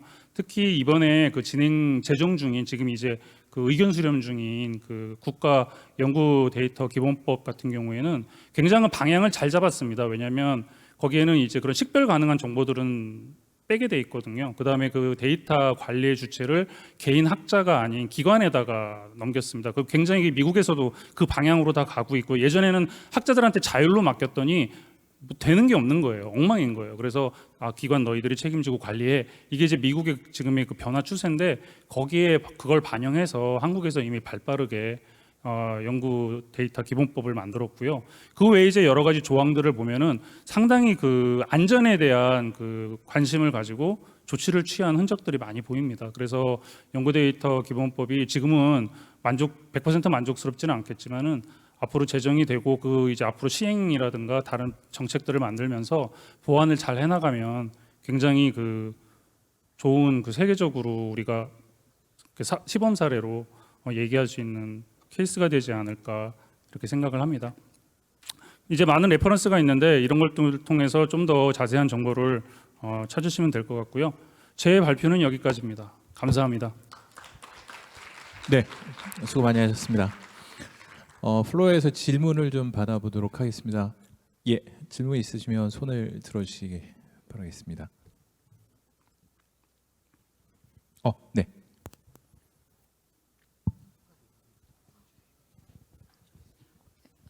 저는 키스티 안병군 연구원입니다. 저는 연구 데이터는 세부 학문 분야에 따라서 특성에 맞게 관리가 되어야 된다고 생각하는 편인데요. 그래서 오늘 발표에서도 연구의 분야에 따라서 확실히 연구 데이터 공유가 장점을 보이는 분야 아니면 확실히 위험이 예측되는 분야가 나누어져 있는 것 같은데 혹시 학문 분야에 따라서 세부적으로 관리 방향을 달리하는 부분에 대해서는 어떻게 고려가 되고가 있는지 궁금합니다. 그 질문 감사합니다. 아까 그 자코 아까 이제 대답한 것도 관련 있거든요. 데이터 for what 하고 그 데이터 of universality 문제 그거랑 다 연결이 되는 거거든요. 정확한 지적이세요. 예를 들어 공중보건에 관련된 데이터는 최대한 상세하게 공유가 되는 것이 좋겠죠. 왜냐하면 그 공중보건 데이터를 가지고 어떤 국가에서 뭐 화학 테러를 할 수도 없을 거고 데이터 성격 자체가 그런데 국가에 위협이 되지 않는 데이터들이 존재합니다. 근데 예를 들어 핵공학과 관련된 데이터들이 있거든요.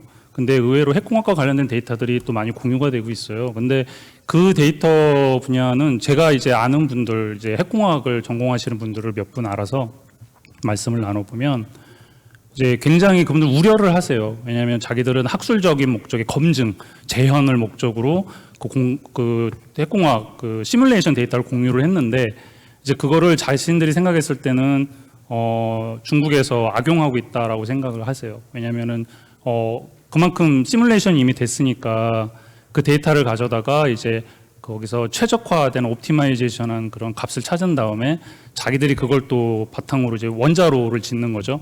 그렇게 하면서 이제 원자로의 경쟁력이 중국은 올라가는데 이쪽에서는 그냥 데이터 공유로 끝나는 경우.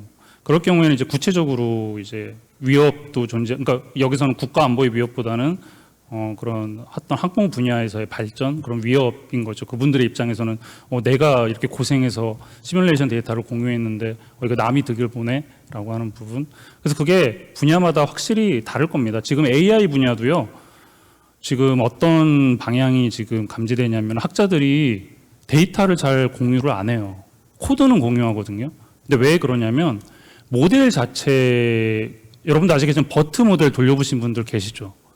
지금 석사 학생들이 버트 돌리거든요. 미국에서 데이터 사이언스 하면서. 왜냐하면 이게 공유가 됐잖아요. 이미 그 플랫폼 자체도 아마존 웹 서비스에 들어가서 플랫폼 만들고 거기에다가 이제 구글에서 공개한 버트 모델, 그러니까 그 허깅 페이스 이용해 가지고 버트 모델 넣고 데이터 넣고 돌리면 나와요. 근데 그 똑같은 버튼인데도 그 트레이닝을 하고 그다음에 그 안에 그 파인 튜닝하는 과정이 있거든요.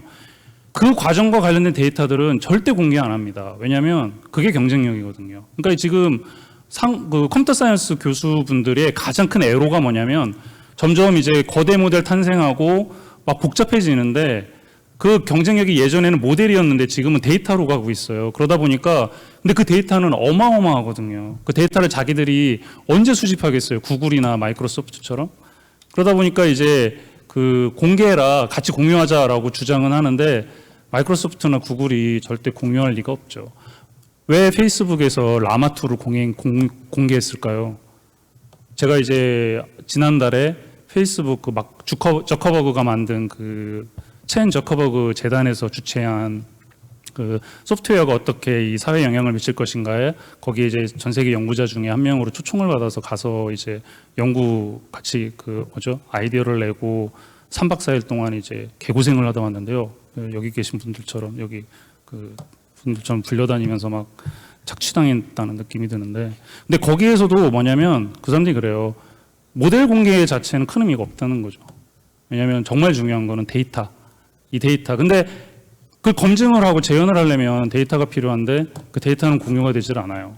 그러니까 이거는 그 어떤 이익에 따라서 또 그러니까 우리가 생각했을 때는 국익이나 뭐 이런 거와는 또 상관이 없지만 그 연구자들 또는 단체에 따라서는 본인들이 이제 공유 압박을 받지만 공유하지 않고 왜냐하면 그것이 자기들의 경쟁력이니까. 그러니까 이제 굉장히 복잡합니다 이게 앞으로. 그래서 이거를 어떻게 잘 헤쳐나갈지. 그래서 아마 이 분야에 연구가 많이 필요하거든요. 이걸 전문으로 연구하시는 분들이 많이 있었으면 좋겠는데 앞으로 키스티에서 연구자분들께서 관심을 갖고서 이쪽을 좀 더 많이 연구해 주시면 어떨까 생각이 듭니다. 특히 이 연구를 하시게 되면 거의 대부분 세계 최초예요. 그래서 아마 어디에 내도 다들 관심 있어 할 거고 저널들이 되게 그 가치를 높이 부여해서 출판을 하려고 할 겁니다. 감사합니다. 네. 혹시 질문이 있으시면 한 분 정도 더 받아볼까요? 예. 자코. Thank you very 예, 감사합니다. 발표 감사드립니다. 그리고 또 여러 가지 이제 흥미로운 케이스 스터디도 말씀을 해주셨는데요. 첫 번째 케이스 스터디에서 RIS COC 관련돼서 얘기를 해주셨는데요. 이 기관 같은 경우에는 데이터 사용과 관련된 스캔만 하는, 모니터링만 하는 건가요? 아니면은 실제 어떤 사법적 집행에 대한 기능도 갖고 있는 건지요? 그래서 어떤 사법적 집행까지 할 수 있다라고 한다면 어떤 정책이나 어떤 법을 기반으로 하는 것인지 궁금합니다. 데이터 보호법에 따라서 혹은 기타 다른 법에 따라서 대책을 취하는 것인지요. 즉 데이터의 오용과 관련해서 어떻게 사법적인 제도를 하는지요. 두 번째 질문 먼저 답변을 드리도록 하겠습니다. 간단히 말씀을 드리면 없다입니다. 사법적 집행 자체는 없습니다. 이와 관련된 정책도 없고요. 즉 분명하게 이야기되는 게 NSF 같은 경우에는 조직이 어떤 뭐 수사나 혹은 추적 이런 것들을 하지 않도록 되어 있습니다.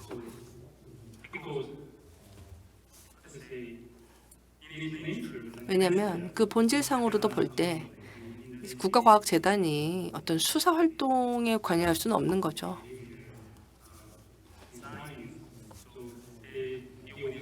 그렇기 때문에 이 과학재단 자체가 그 속성상 오픈 사이언스를 설계하고 추진하지만 그러나 이제 모니터링 메커니즘을 두고 이런 것들을 해서 정보를 공개하는 것이죠. 이런 식으로 해서 과학에 투자를 한 것이 오히려 국익에 해가 되지 않도록 하는 겁니다. 좀 모호하긴 한데요. 제가 알기로 5가지, 한 6가지 정도의 아이템이 있습니다. 그래서 그 아이템을 이제 각 그 지원을 받는 기관들이 수행을 해야 되는데, 그래서 이제 NSF에서는 어떤 사법적인 어떤 조치를 취하지는 않고 그냥 하이 레벨로 해당 기관은 이러이러한 것을 모니터링해야 된다. 혹은 전 세계 뭐 이제 학자들의 오픈 소스 데이터를 사용을 하게 될 때에 이러이러한 부분들을 모니터링 해야 됐다라는 몇 가지 아이템들은 있습니다. 그러니까 어떤 의심스러운 활동에 대해서 수사를 하지는 않지만 그러나 이제 조건을 달고 단서를 단다는 거죠. 그래서 연구 기금을 받으려면 어떤 지표나 모델을 만들어 가지고 문제가 되는 그러한 연구 활동을 모니터링하고 막아야 된다라고는 얘기를 하고 있습니다. 그래서 아직까지도 이런 조건들이 지금 만들어져 가고 있는 과정이고, 근데 이제 결국에는 이 학술 활동과 관련된 평가, 모니터링 시스템이 앞으로 한 10년 뒤에는 이제 자리를 잡지 않을까 싶습니다. 왜냐하면은 사실 NSF나 혹은 NIH에서 제공하는 재정이 실제 미국의 연구 커뮤니티 내에 굉장히 큰 영향력을 줍니다. 미시간 대학교도 마찬가지인데요. 근데 미시간 대학교도 보시면은 연구하는 것 중에서 매년 보면 2천억 달러 규모의 그 NSF 프로젝트를 진행을 합니다. 그만큼 NSF가 중요한 영향을 갖는 거죠. 네, 그래서 연방 정부가 지금 이러한 모니터링에 관심이 있고, 또한 자기네가 이제 투자한 돈이 적성 국가에 의해서 사용되지 않고 있다, 이런 것들을 이제 확인받고 싶어하고, 예, 그래서 이것이 이제 미국의 국익에 해가 되지 않는다라는 것을 이제 확인하려고 하기 때문에 미시간 대학교를 비롯한 많은 연구 대학들이 아마 이제 이런 방향으로 나갈 것이고, 계속해서 새로운 모델들과 지표들을 만들어 나가면서 연구 지원 기관의 요청에 대응하게 될 것으로 보입니다. 그래서 지금 당장은 어떤 사법 조치가 없지만 미래에는요, 뭐 준사법적인 어떤 그런 조치들이 좀 만들어질 수도 있지 않을까라고 생각합니다. 예를 들어서 국제 협력에 제한을 두는 거죠. 뭐 이제 의심스러운 연구자들하고는 국제 협력을 하지 않는 뭐 그런 제한을 둘 수 있다고 생각합니다. 예를 들어서 미국 같은 경우에 NIH나 혹은 NSF에서 연구자금 지원을 받을 경우에 신고를 해야 됩니다. 그래서 중국의 1000명 인재 등록 프로그램이 있는데요. 거기에 신청을 했는지 안 했는지 이거를 이제 자진 신고해야 됩니다. 그래서 이제 거기에 등록이 돼 있다. 그러면은 펀딩을 못 받을 수도 있는 거죠. 그래서 뭐 금전적이든 혹은 비금전적이든 간에 해외 기관과의 관계가 어떻게 되는지 이제 이런 것들도 자진 보고해야 됩니다.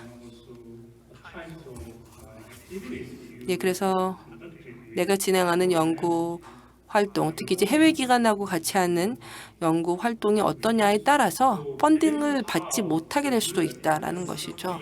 그러니까 미국이 굉장히 어떻게 보면 미묘하게, 아주 좀 교묘하게 새로운 정책을 집행해 나가고 있다고 생각이 듭니다.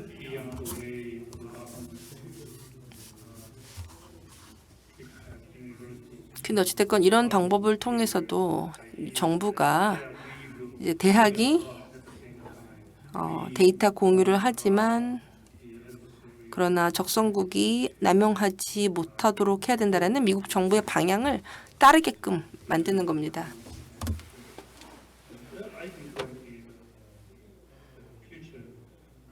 미래는 아마 이런 방향으로 더 나아가지 않을까라고 생각합니다.